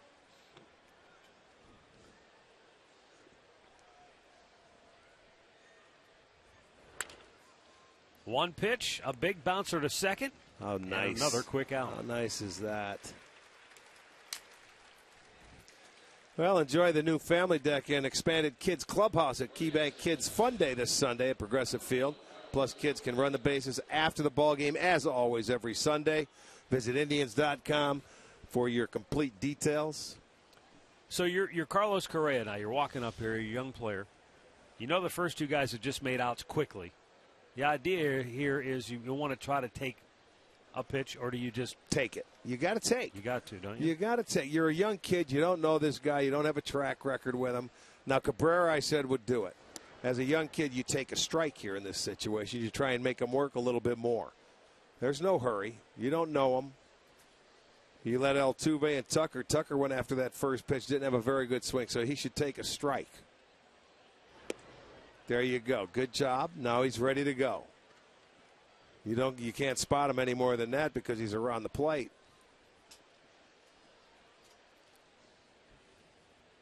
Now the 1-1. Back out of play. A ball and 2 strikes.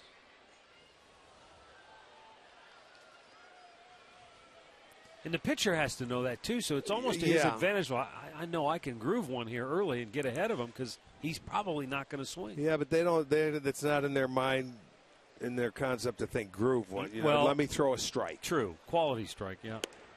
There you go. Correa is rung up. Nice inning. Really quick work by Cody Anderson as he sets the Astros down 1, 2, and 3. His first strikeout of the night.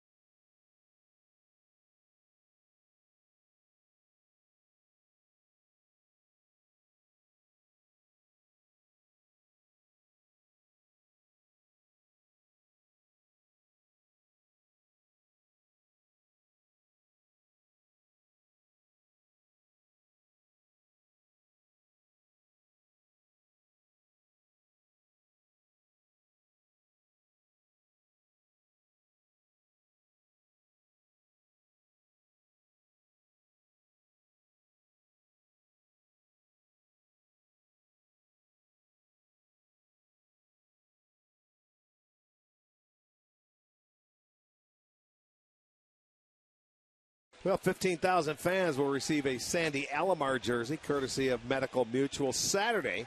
Plus, post-game fireworks will be set to the 80s music after the Tribe takes on the A's. 6:35 start for Saturday, everybody. Remember that. Go to Indians.com for your tickets. Why do you look at me every time you say that? I just reminding you. I want you to get a jump on that. Why don't you just pick me up? I don't ever remember a 6:35 game here, to be honest with you. Well, we had I had a 6 o'clock game earlier this year. Yeah, we had 5 of them, but never 6:35, and this is the first one ever. So I'm reminding myself, I think, more so than you. Where's Bobby D? Let's get Curtis in there and let's get to the we'll bottom find of out. 6:30. Well, I know it. You know, a lot of teams started on Saturday an hour earlier, not a half hour.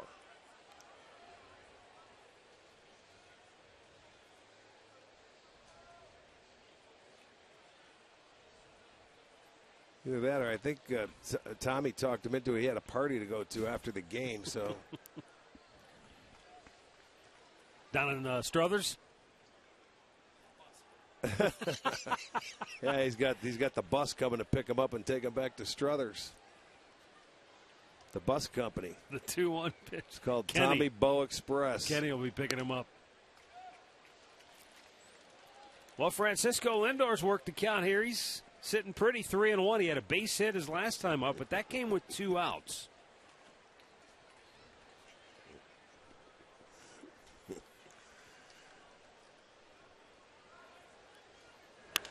Lindor gets into one. Deep left field. She is gone. Francisco Lindor with his 2nd home run of the season.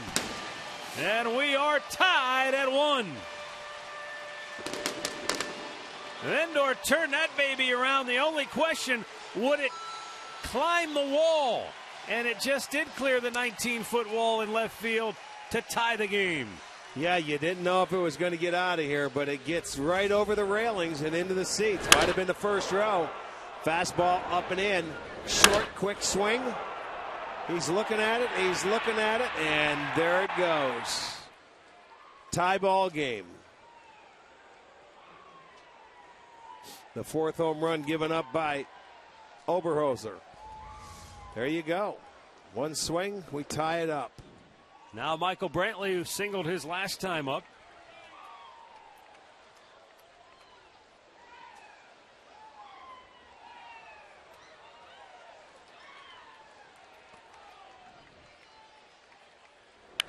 Brantley shoots one down the right field line. This could be extra bases. Tucker chases it into the corner. Brantley on his way to second. He'll go in standing with a double. Brantley's 2 for 3. It's his 24th double on the year. Picked on a hanging breaking ball right here for Brantley. Smokes it down into the right field corner. There it is. It stayed inside. That's the one where Murphy hit foul. This one was a little lower, though. Brantley lines it into the corner for a double. His 24th. So now still nobody out.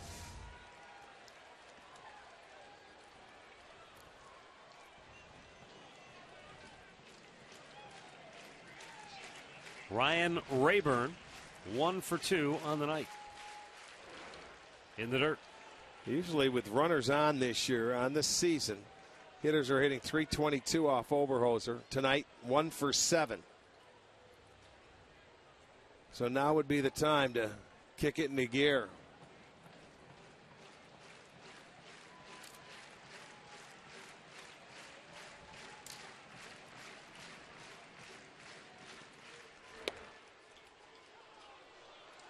Rayburn doesn't like the call. 1-1 to count.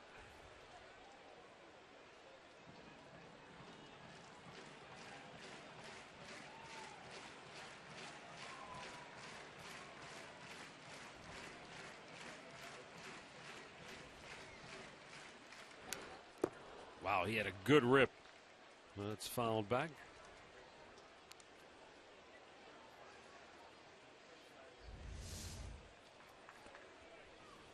Good rip, and you see it coming straight back. So he's down in the count now, 1-2.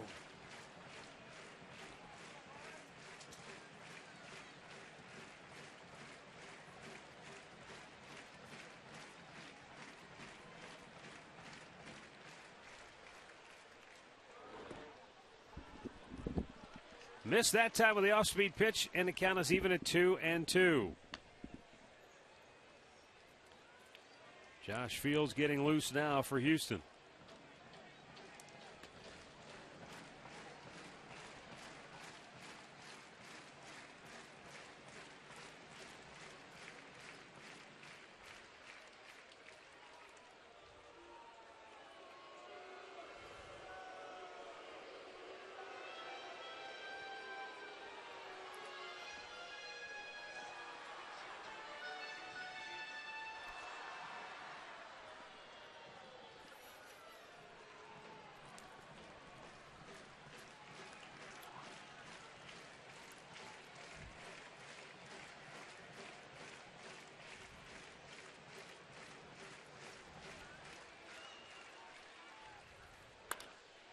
Down the left field line, Ryan Rayburn delivers.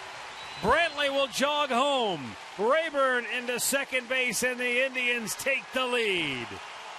3 straight extra base hits to open the bottom of the 6th for Cleveland. And just like that, the Indians are on front 2-1. Boy, a good at-bat by Ryan. He stayed back nicely. This is going to be our McDonald's. I'm loving it. Anytime you get a guy in scoring position, you get that hit like Rayburn does. He was down in the count. 1-2, lines it over the head of Valbuena down into the corner. Brantley can cruise home. So 3 consecutive hits puts the Indians on top and a chance to add on again.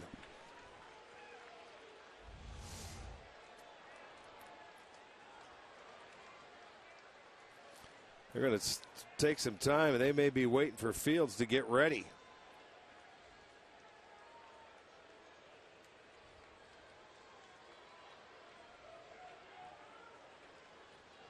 Well, he's not quite ready, apparently.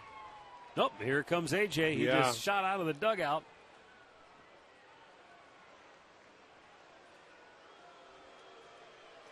And he makes the wave to the bullpen. So Brett Oberholzer went 5 innings, shutting out the Indians. He had only given up 3 hits, and all 3 of those hits were singles. But here in the 6th, homer, double, double. Good night, Brett. Indians lead at 2-1. Cleveland Clinic call to the bullpen for Josh Fields when we come back.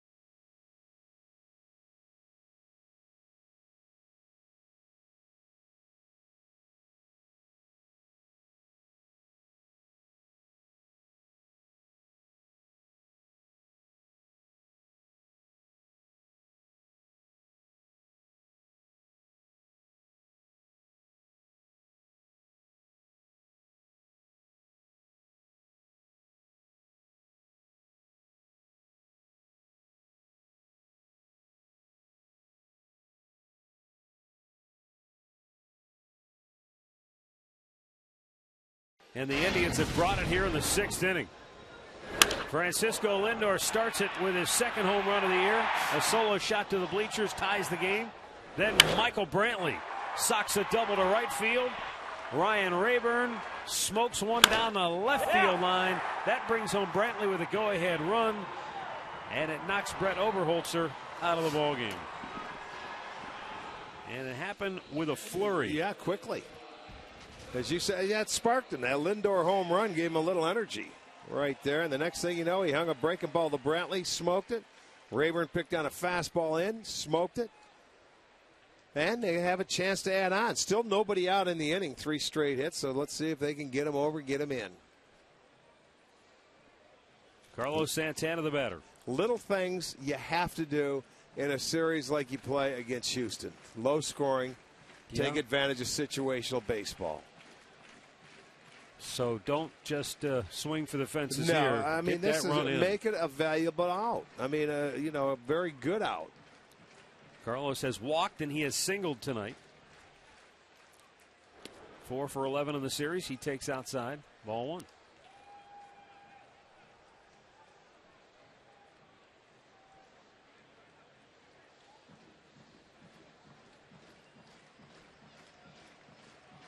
You know, when you're a team, you're going to have to win with pitching. It's the little things that have to be done on a nightly basis to succeed and get you over the hump in the little things, especially at home.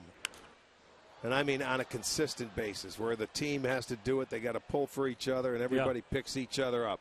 And it's a conscious thing. I mean, you have a purpose going up there every at-bat, and it's the little things.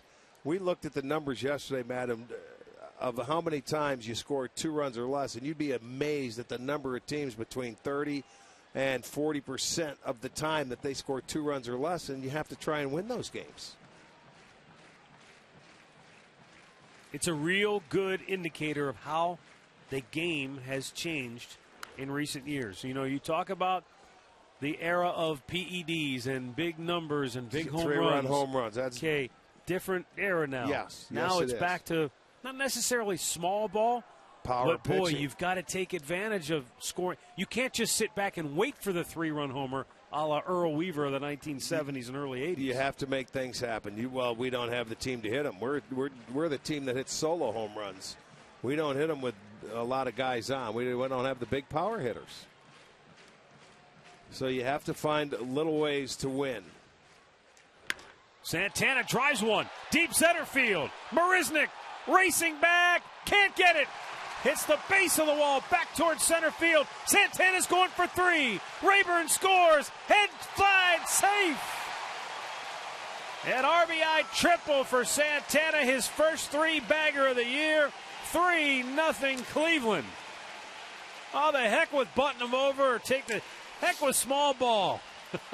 Well, he almost drove it out of here. Well, he did, but he got him over and also got him in, and he hits a triple, so 4 straight extra base hits. But he hit that ball hard. He didn't try to pull it. He stayed with it. How many times have you seen Carlos go the other way and hit it off the left field wall? Well, that's a good sign, hopefully, for Santana, because we've been waiting all year to see it. It's a good sign in that at-bat because Rayburn comes in to score. Santana gets to third base, and there's still nobody out.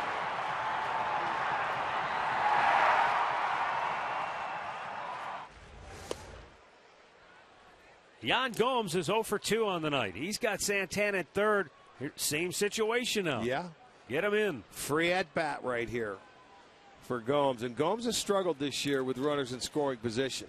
He had an opportunity earlier, first and second, and nobody out, and ended up striking out. Lays off the high heat. 1-1. On the year, Yan just 2 for 29 with runners in scoring position.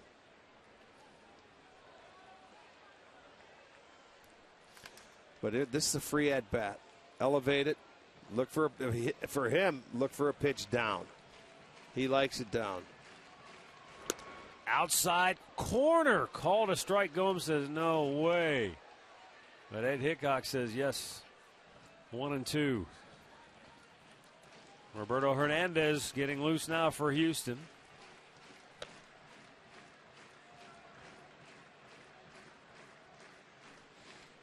Lindor started it with a solo homer.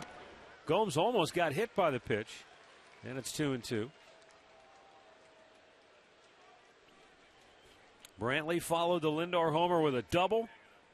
Rayburn doubled home Brantley. Santana tripled home Rayburn. Now Gomes trying to bring Carlos home from third. The infield not all the way in there. About even with the bases, the baselines. 2-2. Again, the elevated fastball gets Gomes for the third time tonight. 1 away.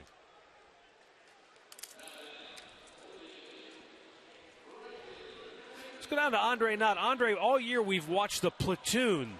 Bobby, Rayburn and Murphy, both in the lineup in the same game. Unusual, isn't it? Very unusual. And with the left-hander starting, we haven't seen Murphy start all year. But, Terry Francona said something interesting today before the game. He says, after seeing that at bat last night with Murph, you realize him going against lefties keeps his swing honest. So he figured he'd put him in the lineup again tonight. Figured it was, he goes, when he looked at the numbers, Moss didn't really match up well against the lefty. Good time to get him a day off because you got 3 righties coming up this weekend against the A's. And like I said, he keeps his swing honest against lefties, and it's been a good move so far in this game.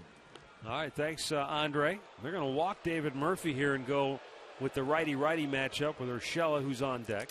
Well, looking to set up the double play probably for Hinch. You've got Hernandez out there warming up, who's the sinker baller for them.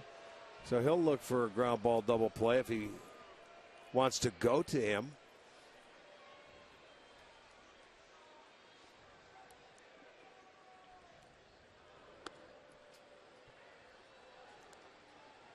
Normally you take this for granted, but down in Tampa we saw that an intentional walk is not exactly a slam dunk anymore.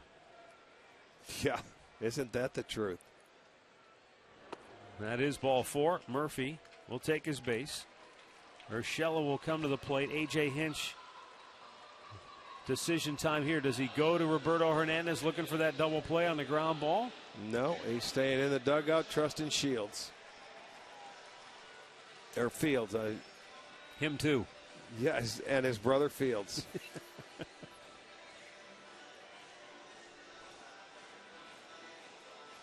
Well, Urshela has fouled out tonight, and he hit one right back to the pitcher in the 5th inning. Yeah, that closes the book on Oberhoser with the triple by Santana. So he gives up 3 runs tonight as the starter. Popped him up. That's not going to get it done. Tucker in shallow right field makes the catch, and Santana has no chance. So 2 down, and Mike Aviles will be the batter.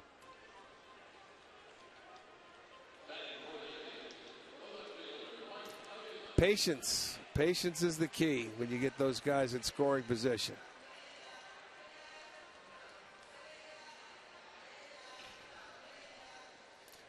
See if Mike Aviles can get a 2-out knock to get that guy in from third. That's a big run.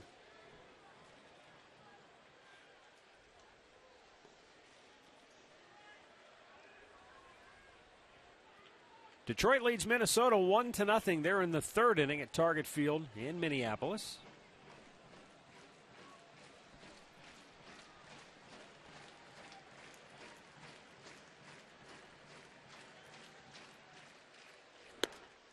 And Aviles takes ball 1. Earlier today, the White Sox shut out Toronto 2-0 behind a 4-hit complete game effort by Jeff Samardzija. Royals pounded Tampa 8-3. But if you missed it, Kansas City lost Alex Gordon for the next 2 months with a groin injury. That happened last night, but it was revealed today that he'll be out 8 weeks. Wow, so you're talking pretty much end of the year. Yeah, you're talking end of the year. sometime in September. You won't even have Maybe a chance to play if it's 8 weeks. If it's any longer. Yeah, no rehab. Because there's no minor league baseball after that. The 1-1. Grounded to short. Correa. Well, awkward the way he fielded it, but he's able to right the ship and throw him out to end the inning. But the Indians put their hitting shoes on here in the 6th inning. 4 straight extra base hits to open the inning. They scored 3 and lead it 3-1.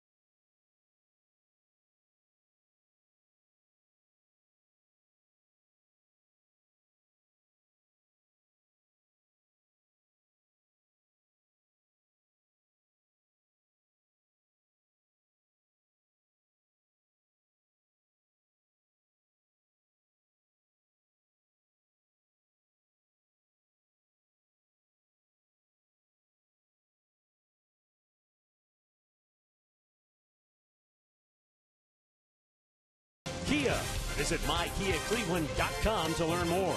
By Levin Mattress, located in all Levin furniture and freestanding locations. And by AT&T UVerse, has more channels on the go than cable. Beautiful night in downtown Cleveland. Indians leading at 3-1. It was kind of ugly at the outset with the gray skies and kind of misty conditions. Rained all afternoon long, but very pleasant. 68 degrees at game time, and now the Indians have taken a 3-1 lead. And Cody Anderson still out there chucking. Once again, he's taking you into the 7th inning here, allowing 3 hits and just the 1 run. What happened here? Did you see anything? No, I did not. Well, Jeff Desjardins along with Terry Francona going out. They saw something.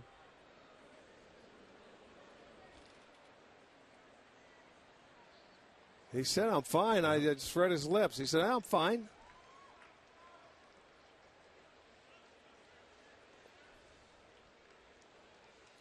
Look, we've seen this so many times. If a pitcher makes a move with his shoulder or his arm that isn't in line with everything he does before and after every pitch, it raises the antenna in the dugout. So if they saw him shrug a shoulder or shake an elbow,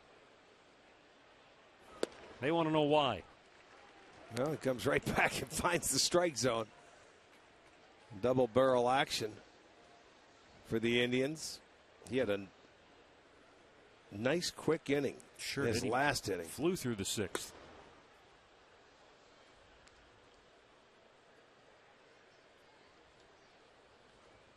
Two and 1 the count. Pitch number 75 on the night coming up here, so he's in great shape as far as pitch count is concerned. But a little bit high, 3-1.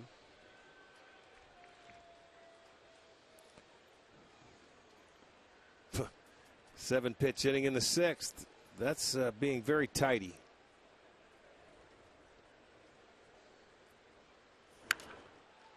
Valbuena swings and sends one high and foul and out of play. Aviles went over to the railing, but just about 2 rows in. Ran all that way for nothing.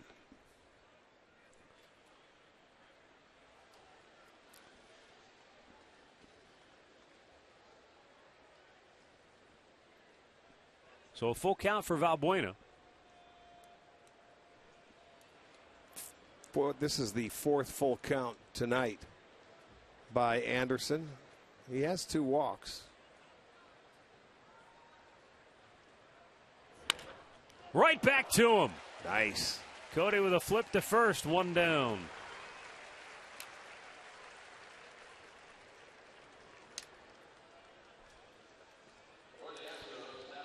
Now he threw a good low fastball, and he ends up just batting it down and catching it.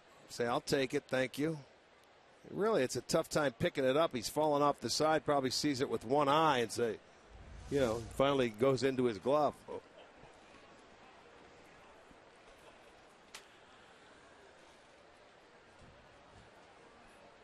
He picked up the first baseman with his other eye, presumably. Well, sure. Well, when you're falling off towards the first base side, you're only getting one look at it. You don't know how hard it's coming at you, but flagged it down and catch it this way, throw it that way. Who was the Japanese pitcher? Was it the Okie Dokie guy from Boston? Remember, his head was down when he would deliver. Okajima? Yes, it was. Off the end of the bat, Urshela charges in. No rush. Flips it on the first, 2 away.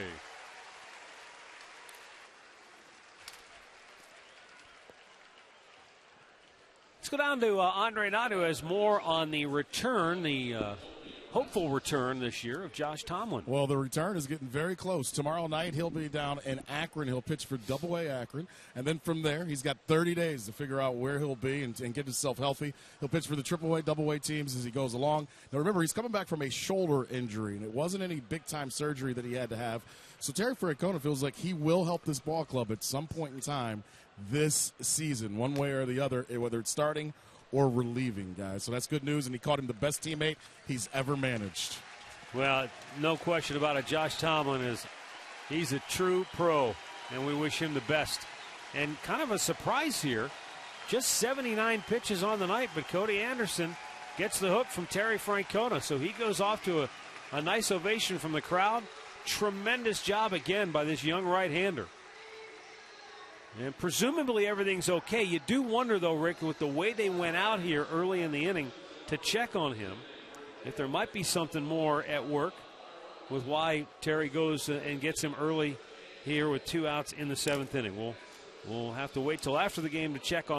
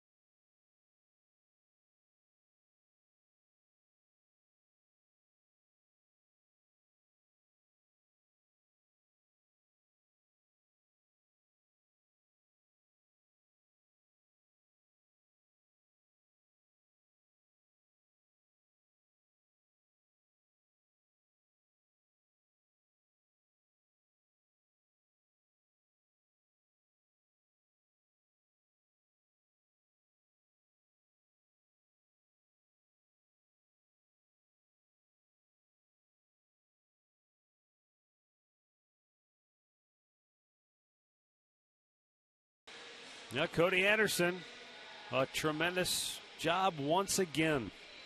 This is his 4th big league start, and he gave up 1 run. Yeah, 3 hits. He did walk 2 tonight. That's a surprise for us because he's only walked 2 coming into the game. But when you look at him, he's allowed no runs, 1, 1, and 1 in his 4 starts. That's some kind of breaking into the big leagues in your first 4 starts. And 6 2/3. This is the shortest start of his major league career.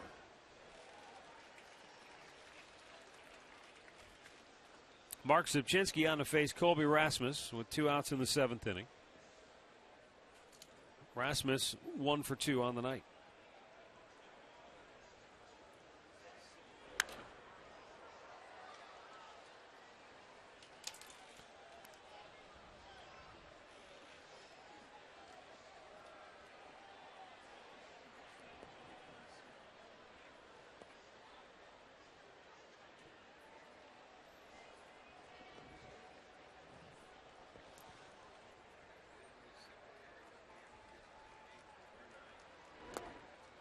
Downstairs. 1 ball and 2 strikes.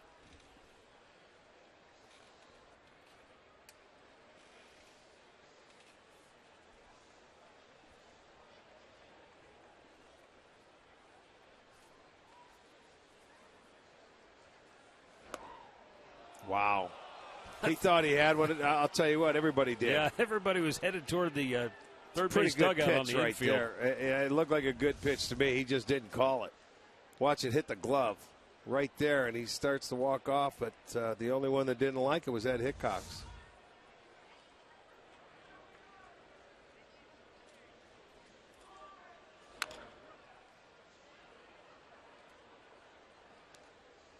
Well, we have seen this has been a pretty impressive run for the Indians starting pitchers. You can go back to that 4-game series in Tampa. Pitched really well over the weekend, saved 1 bad inning in Pittsburgh.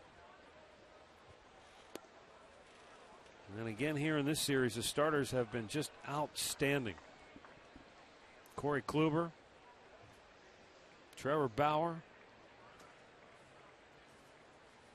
Salazar, Carrasco. I mean, everybody's going to have a clunker once in a while. Carrasco had one here, but he's been so good for most of this first half of the season. 1 hopper, Lindor. with the shift on, throws him out. Astros go in order. Tribe leads at 3-1. We've reached the 7th inning stretch, brought to you by Spitzer Auto World.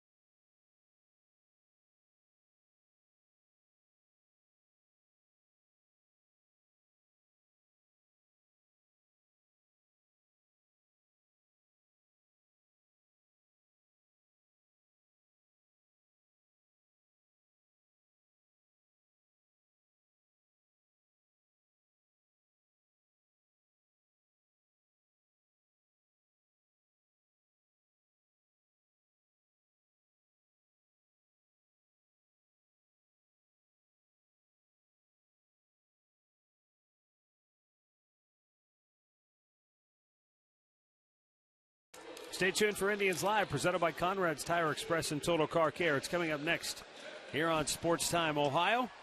Bottom of the 7th inning, Tony Sipp on a pitch for Houston. The former Indian left-hander, 2 wins, 4 losses, ERA .319. This is his 35th appearance of the year, and he'll be facing the top of the order. Kipnis, Lindor, Brantley coming up for Cleveland. So I got to the bottom of the 6:30 start on Saturday. What happened? So thanks to television, 7 o'clock, we can't televise if the game starts Fox at 7. window?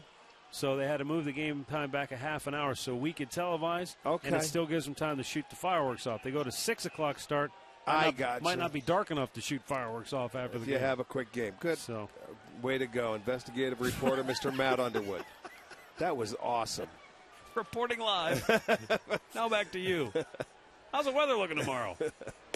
Pitch outside, ball 1. Well, that's a good job. Well done. Andre was with me in the dugout, or in the clubhouse today when meteorologist Danny Salazar told us that it would stop raining at 5 p.m. today, and he was right on the money. So Betsy Kling, beware. He was dead on in that. Wasn't he? Yeah, he was right on it. It's amazing how many different people have radars on their cell phones. What did they do back when Rick played? Because every guy on the team has a different radar on their phone. Well, we didn't have phones. First of all, you know what they did? They called the airport and went for the radar off the airport. Oh, I thought you played so long ago you just looked up to see where the they sun didn't was have at. phones. Sundials. Yeah. Well, outside, hey, they did have sundials, not in Cleveland. Sundial wouldn't have worked at Cleveland Stadium. Right. We would have never known. It was the dark days. Worked for about 15 minutes a day.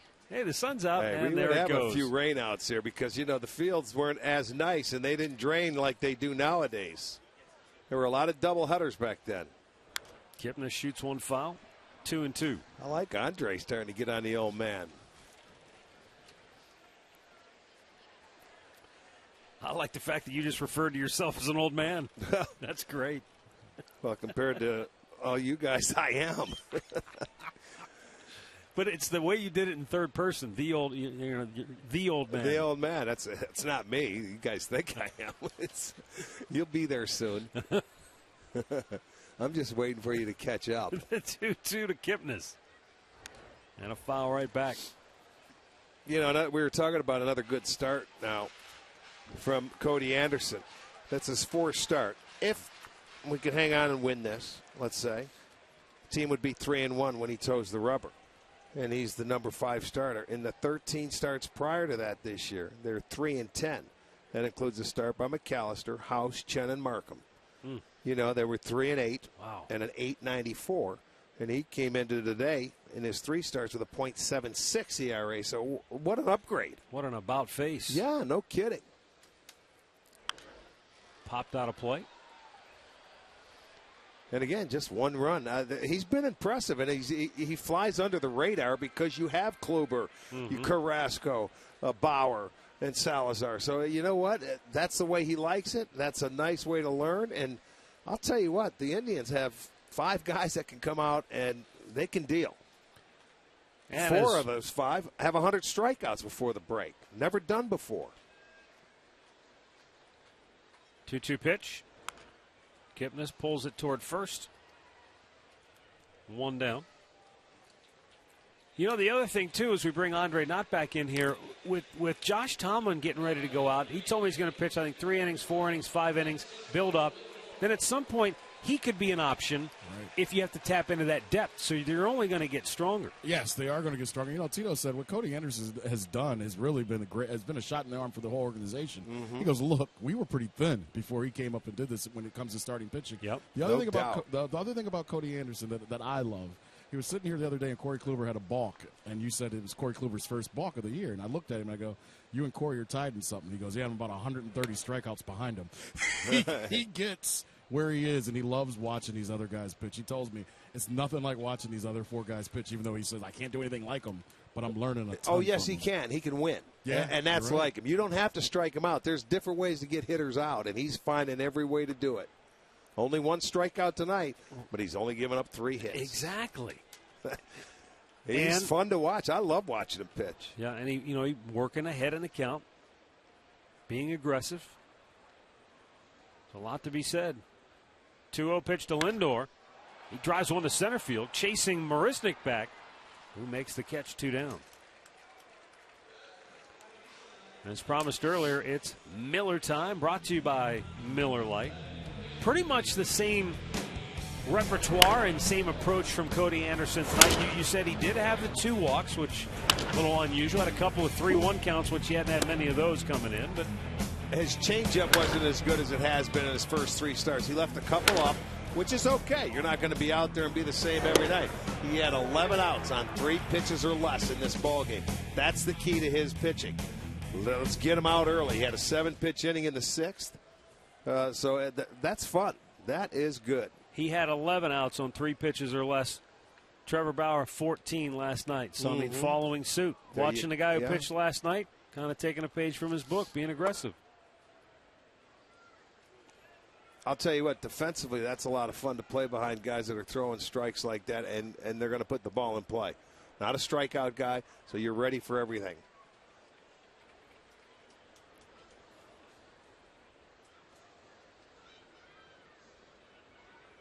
One 1-0 pitch.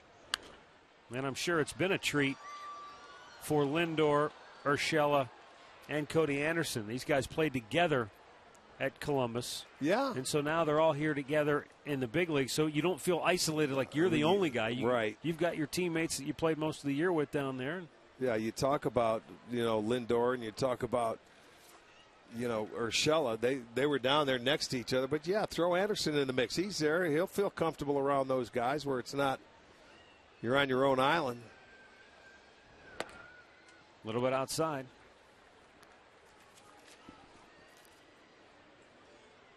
He hangs around a lot with Austin Adams when they're out there. So, they down there together pitching. So, they've got companions up here and feel comfortable.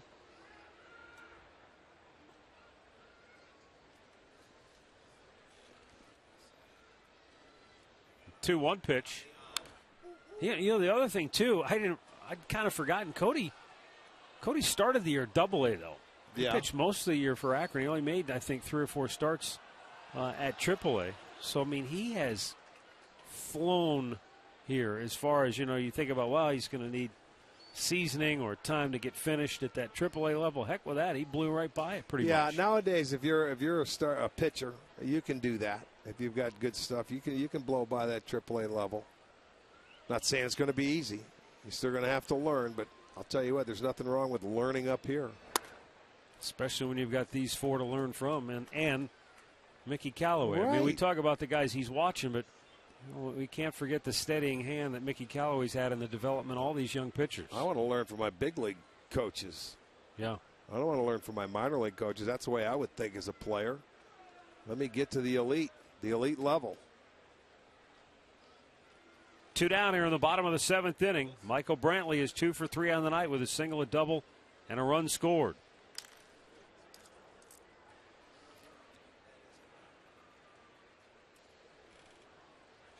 Sip sets, payoff pitch. And another foul by Brantley.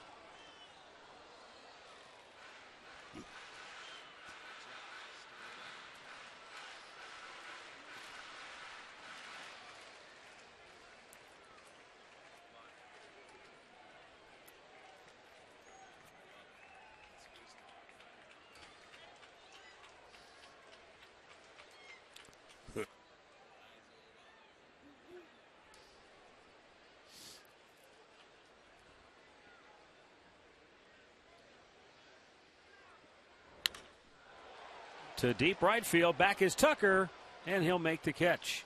Indians go in order. We'll go to the 8th. It's Cleveland 3, Houston 1.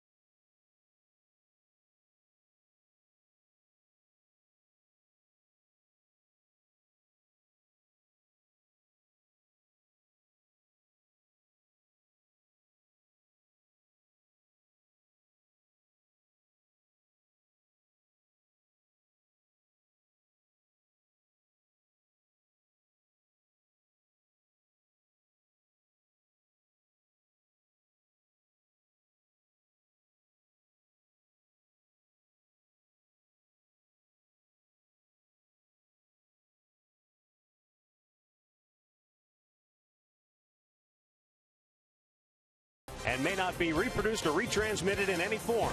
And the accounts and descriptions of this game may not be disseminated without the express written consent of the Cleveland Indians.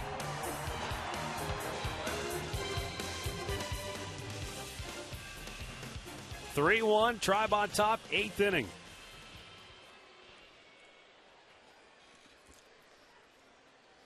For Houston, bottom third of the order coming up. Mark Zipchinski, who got the final out of the 7th, stays on to start the 8th with Brian Shaw up in the bullpen.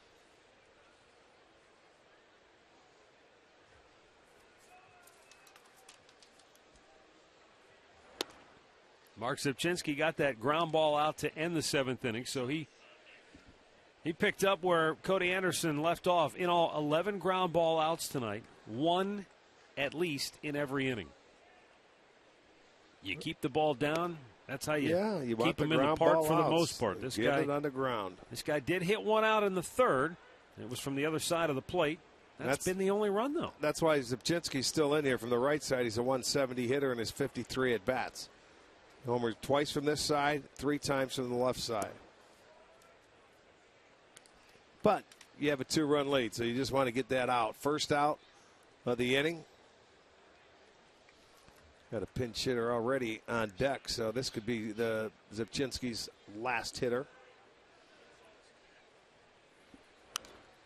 Fouled right back. Gonzalez, another switch hitter.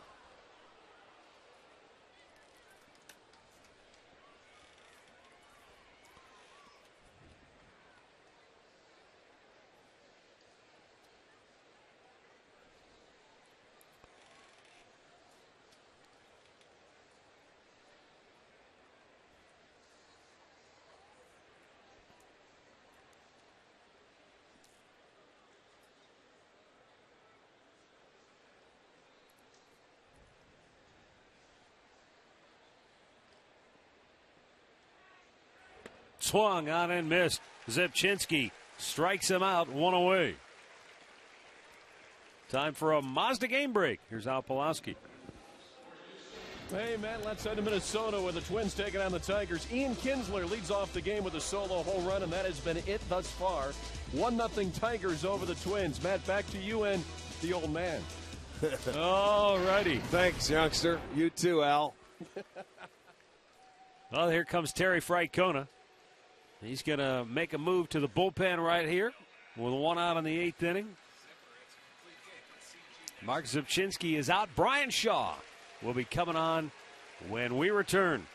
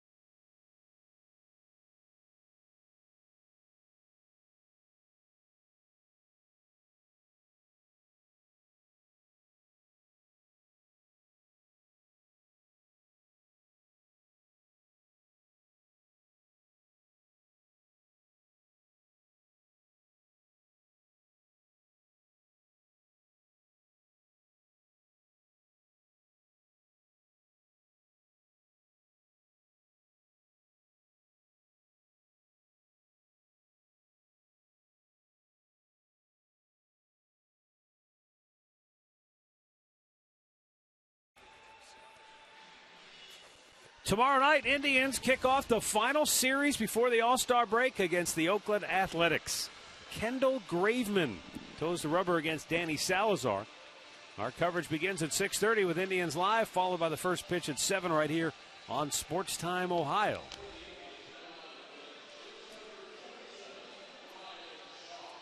So Danny Salazar will go for Cleveland tomorrow night.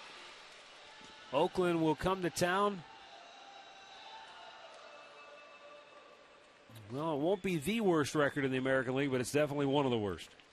Brian Shaw, 38th appearance on the year.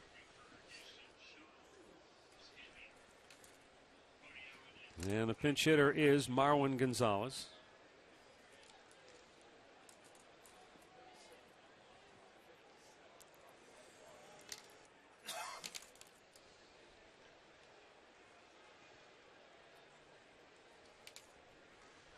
Shaw deals, and a foul right back. Oakland will be 39-49 coming into action tomorrow night. And, I think that will be the worst record no matter what, won't it? In the American League. Yeah, because the White Sox won today. Yeah. Seattle, even if they lose, they'd be 39-47, so regardless of what happens the rest of the night, Oakland will come to town. But, hey, how many times have we seen that and it blows up in your face? Yeah, it doesn't matter. You don't look ahead. You still have to play the game and win it outright. Doesn't matter who you're playing. It's the big leagues. Well, as tough a year as it's been for Oakland, Philadelphia is 29-58. They're in action coming up in a little while out in L.A. against the Dodgers. They've lost 8 out of 10. They're really leaking oil going into the break. Already fired their manager this year. Big chopper to second base. Kipnis waits back on it.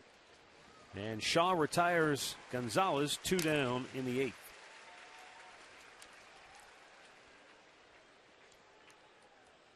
Nine in a row set down by Indians pitching now. And it started with the double play ball that Cody Anderson got to end the 5th inning, and that was a huge. The 4th and 5th innings were big turning points because it looked like the Astros were set up in both innings to add on to their lead. Yeah.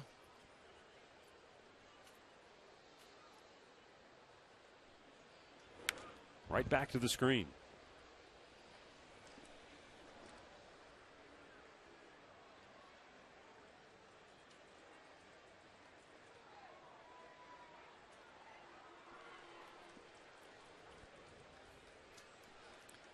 Marisnick 0 for 2. It looked earlier in the game he made a diving play in center field. It looked like maybe he had hurt himself seriously, but he stayed in the game. It was a bloop single by, I believe it was Michael Brantley in center field, and Marisnick came diving in. He landed hard on his right shoulder and then rolled over and looked like he was in a lot of pain. Knocked the wind out of himself, too.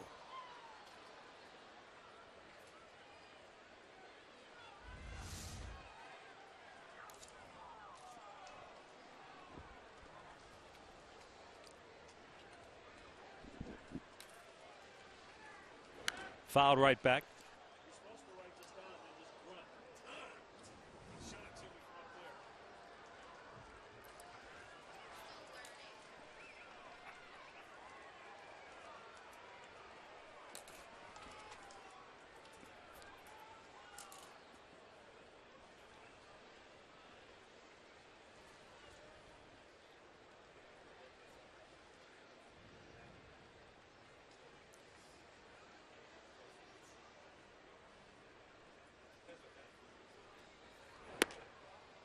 Went letter high. Marisnick showed restraint. Yeah, no chase.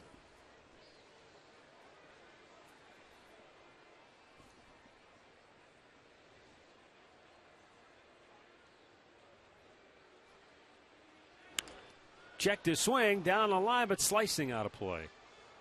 Oh! We had a 6-point, 1.5 that poor girl's gainer. Poor girl's going, Dad, don't embarrass me. He tried to stop. Momentum carried him over the railing on the field. Is he rocking a catcher's glove there? Yeah, he Catcher's is. mitt? Yep. He's going to need a mask, too, next time he falls out. Chest protector? Yeah, everything. We're going to get him a full set of gear for Christmas. 2 balls, 2 strikes.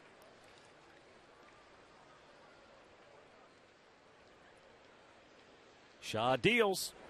And Marisnick again checks his swing. He gets right back into the at-bat. Pretty good job.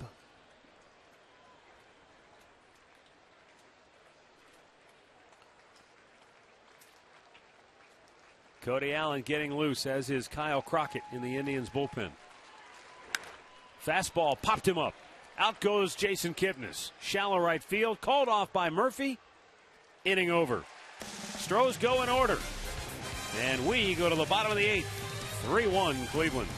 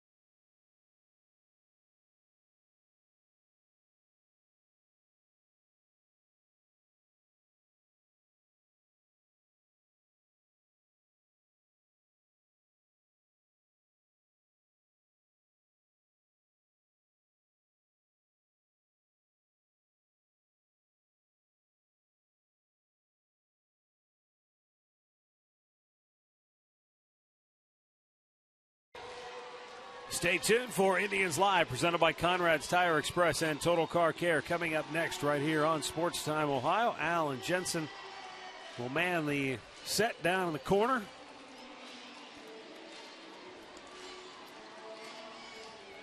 Luke Gregerson on to work the 8th inning for Houston.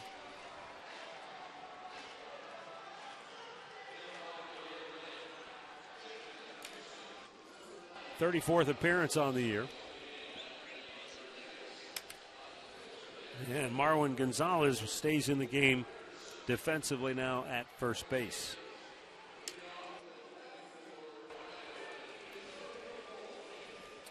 Looks like we're going to get a pinch hitter now, too, for Ryan Rayburn in the DH spot. And as Brandon Moss will get an at-bat. Okay, so you can't pinch hit Bobby for Bobby today, so you got to go Moss for Rayburn.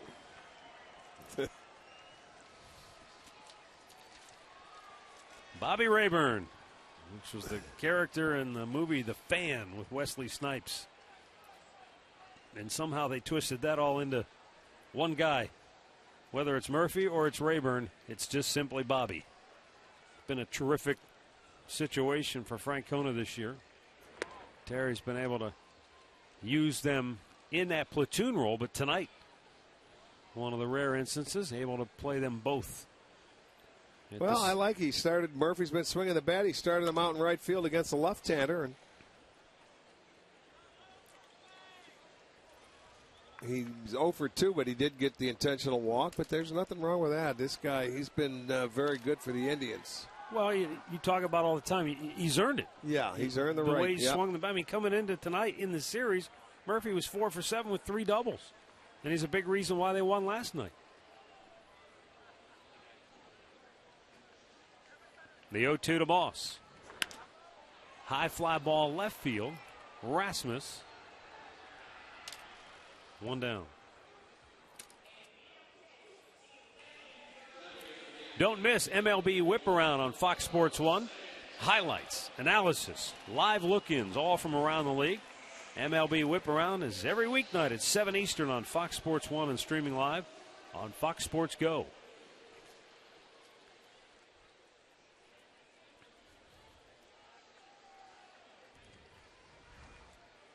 Carlos Santana with 2 hits on the night. He has walked, singled, tripled, and driven in a run. Triple was a big knock in that 6th inning.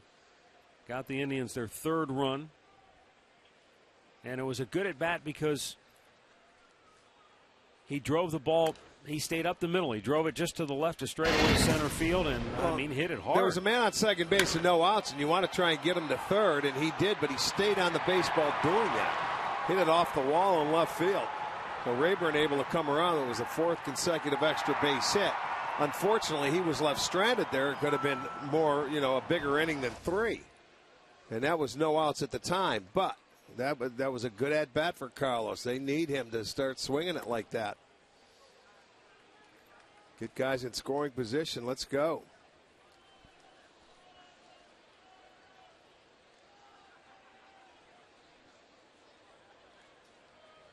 Here's the 2-1 to Carlos. A little tapper. It's going to stay fair. Hank Conger flips to first. 2 down.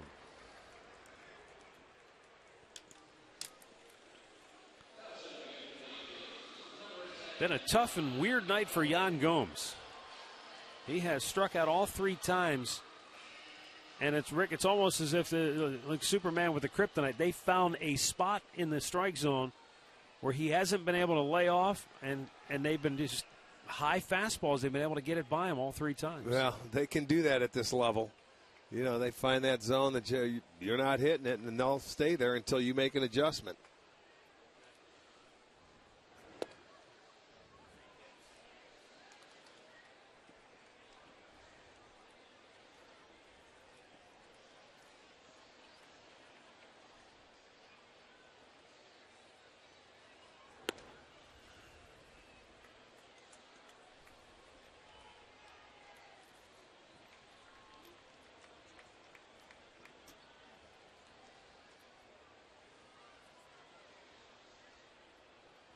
One ball, 1 strike.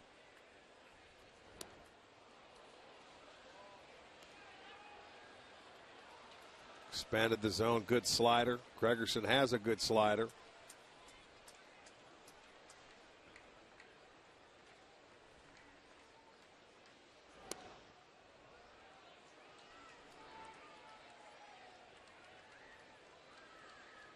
Tigers Twins are tied up 1-1. They're in the 5th inning in Minnesota.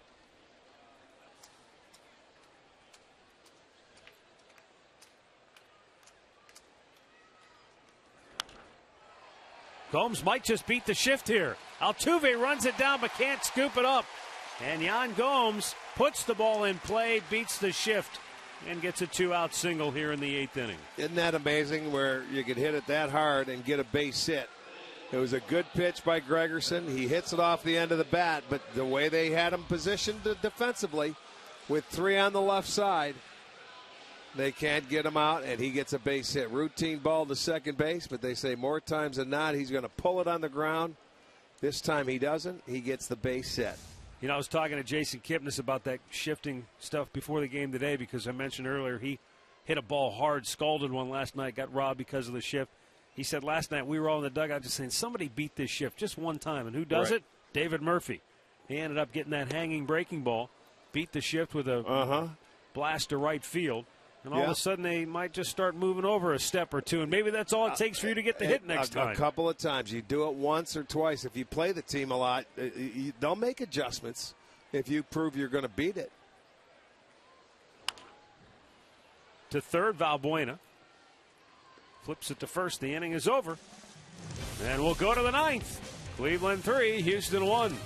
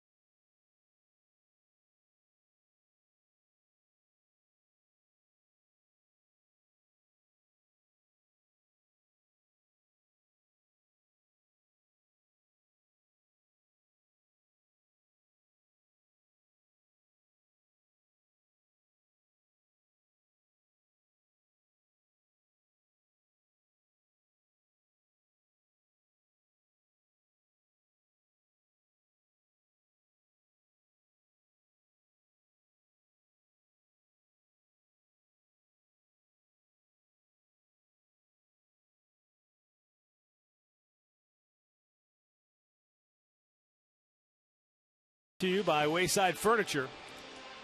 Cody Anderson once again pounded the strike zone and gave up 1 run in 6 2/3 innings. So another sparkling effort by the rookie right-hander.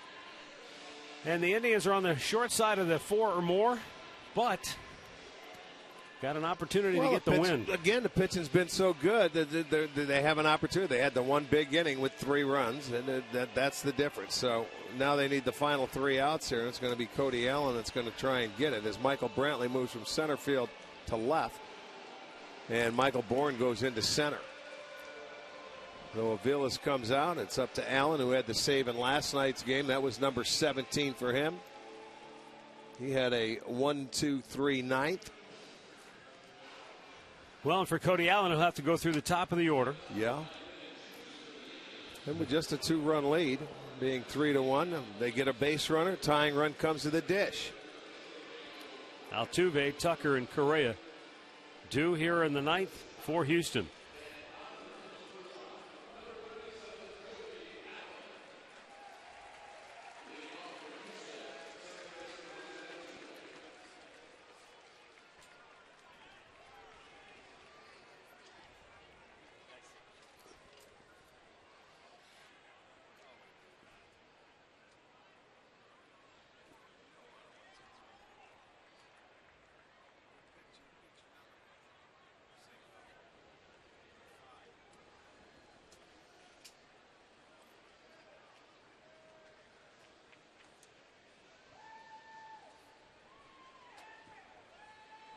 Altuve looks at a breaking ball for strike one.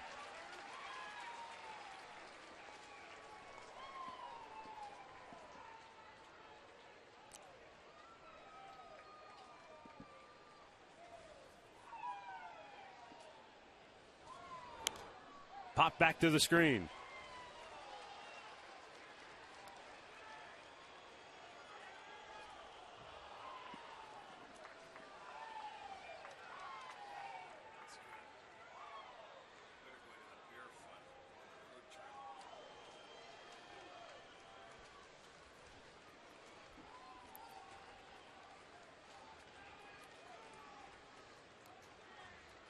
Time called. Gomes wants to check again with Cody Allen on what they want to do here. 0-2 to Altuve. You know he's a free swinger.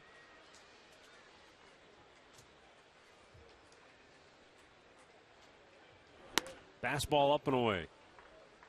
Looked like the decision was, you want to go off speed here, or do you want to try to get him to chase a fastball?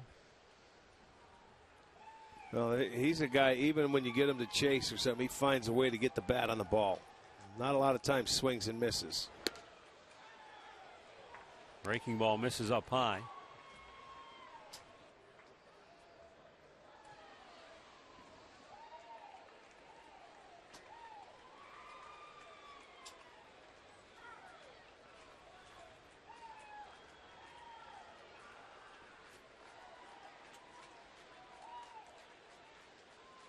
That fastball is fouled away. Not sure it was a strike, but Altuve's not going to take a chance there. Yeah, you can't put it into the umpire's hands. You got to go ahead and at least try and foul it off. He does. Lives for another pitch.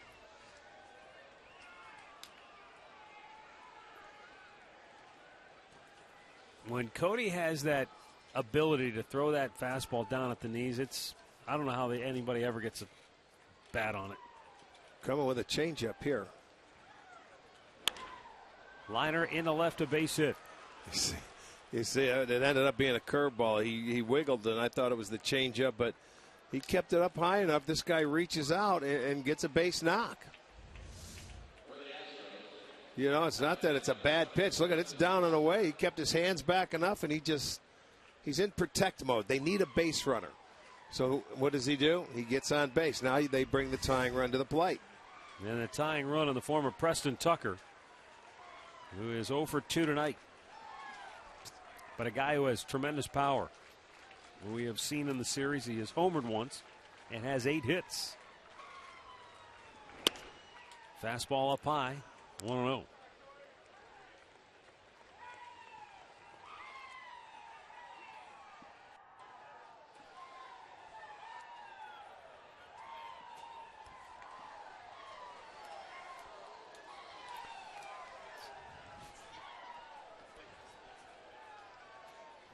Cody deals, and it's up high, 2-0, and out goes Gomes.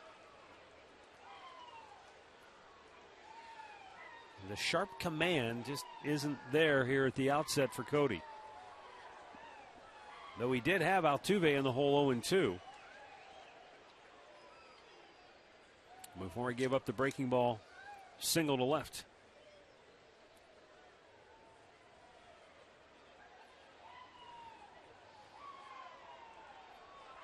Shaw closed out a game earlier on the homestand when Cody was bothered by a little bit of a back issue.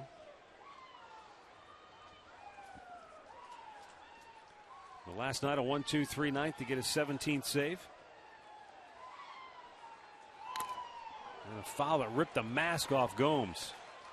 Well, Tucker put a pretty good swing on the baseball directly into the mask of Gomes, and it knocks it off the helmet. Watch, Preston Tucker has a good swing.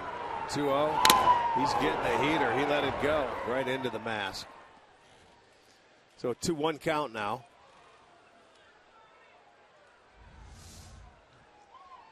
Indians have given up just 3 runs to this Astros team in the last 3 games now in this series.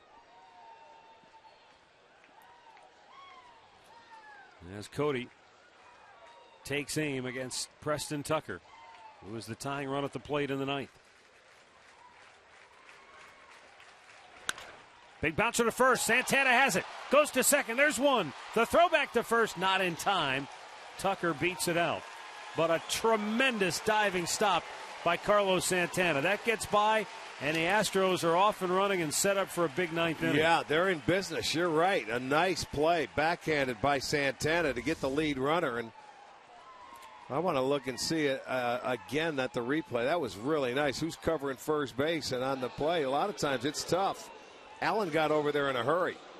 Let's watch him break off. As soon as that ball's hit, he's sprinting to first base to help it out. And Lindor didn't hesitate. He threw the ball over there.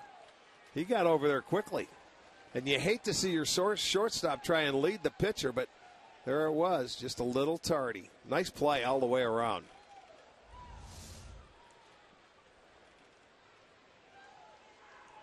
The rookie Carlos Correa, 1 for 3 on the night. It's his only hit in the series. It came in the 4th inning when he singled. Swung on and missed. Cody started him off with a breaking ball, and Correa out in front of it.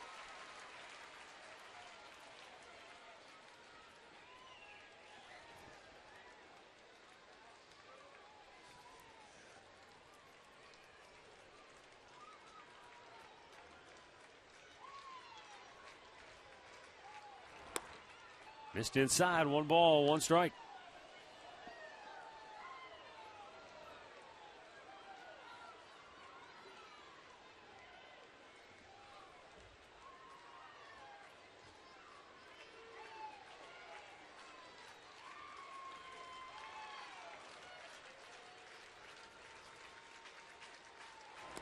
Yes, he went around, says home plate umpire Ed Hickox. And the Astros are in a tough spot now as Correa falls behind 1-2. Chases the curveball, so he started him out with a good curveball that was in the strike zone. This one, he expanded his strike zone. 1-2 count. Now he's going to have to battle.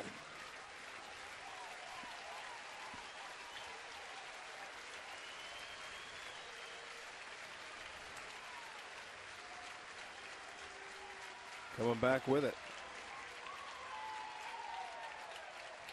And the 1-2. Foul right back. Left it up. You can see him telling himself, cut it off. He left this pitch up in the zone. Not where you want the breaking pitch. No. He realizes it. Okay. He fouled it off.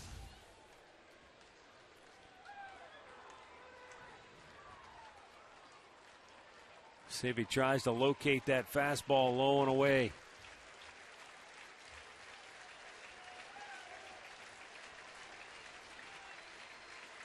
And a 1-2.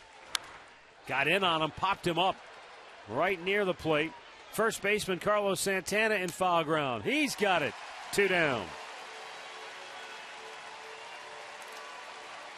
Boy, he just went right in, and that's been the game plan all series long against Correa. No swinging room. They smothered him, and all he could do is pop it up.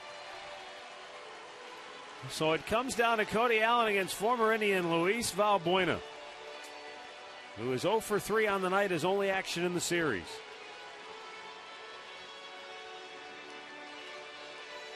Gomes, lengthy conversation with Cody Allen on what they want to do here.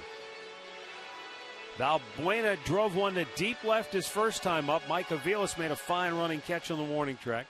Fly to center in the 4th. Grounded out on a check swing back in the 7th inning. Outfield very deep here in this situation. The tying run at the plate. Cut up all your doubles. No doubles defense here. Keep the ball in front of you. And get it into second base. Keep him off second and scoring position.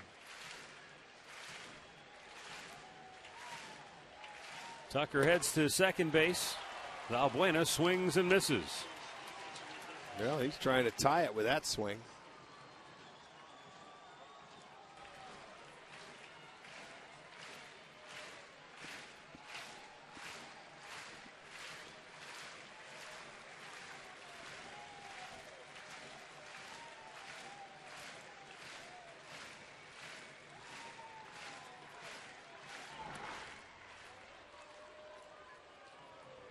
One ball, 1 strike.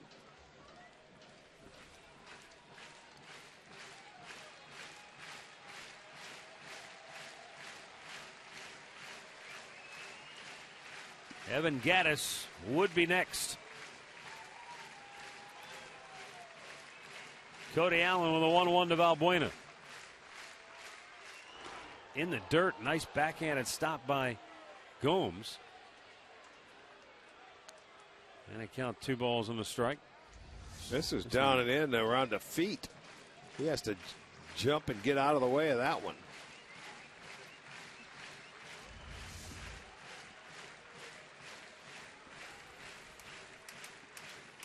Valbuena leads the Astros with 19 homers.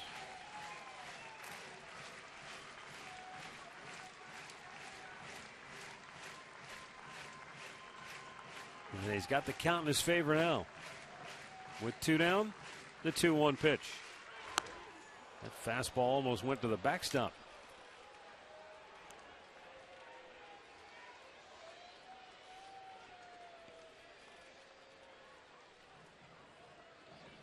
Another close one here at Progressive Field. 11,496 the attendance. Indians won 4-2 last night, 2-0 the night before. Astros won the opener 9-4. Since then, every game has been just like this one. The 3-1. Oh, he walks Valbuena. And so now the tying run is aboard. And the go-ahead run comes to the plate in the form of Evan Gattis. Gattis 0 for 3 tonight. 5 for 15 in the series. And he's got really good power. Valbuena will be lifted for a pinch runner. Told you before, he's been dealing with a toe injury, so still not running at nearly 100%. Alex Presley will come on and run.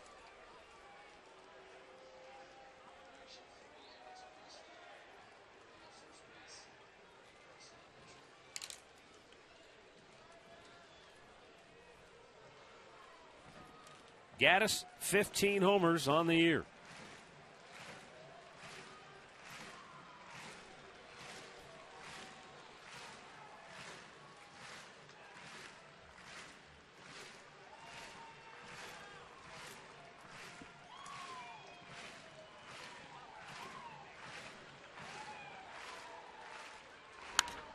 Popped him up on the infield.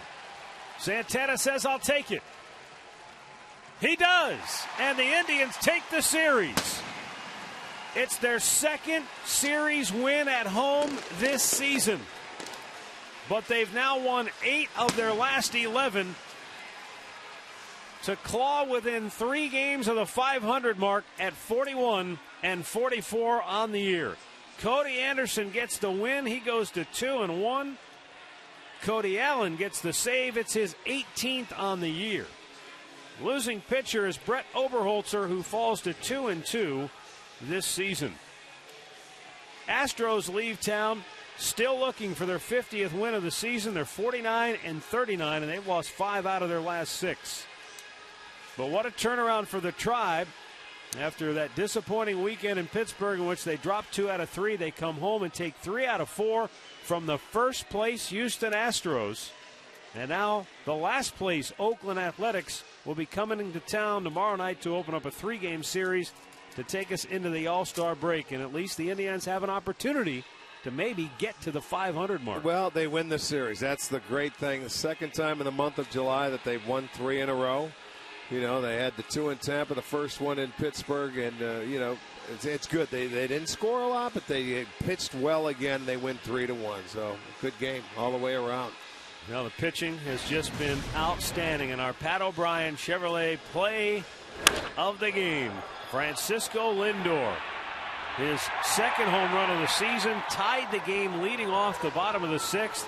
It started an avalanche of sorts. The Indians with 4 straight extra base hits in the inning. They would score 3, and they would never look back, winning it by a final score of 3-1. That's the final. We're back with final thoughts right after this.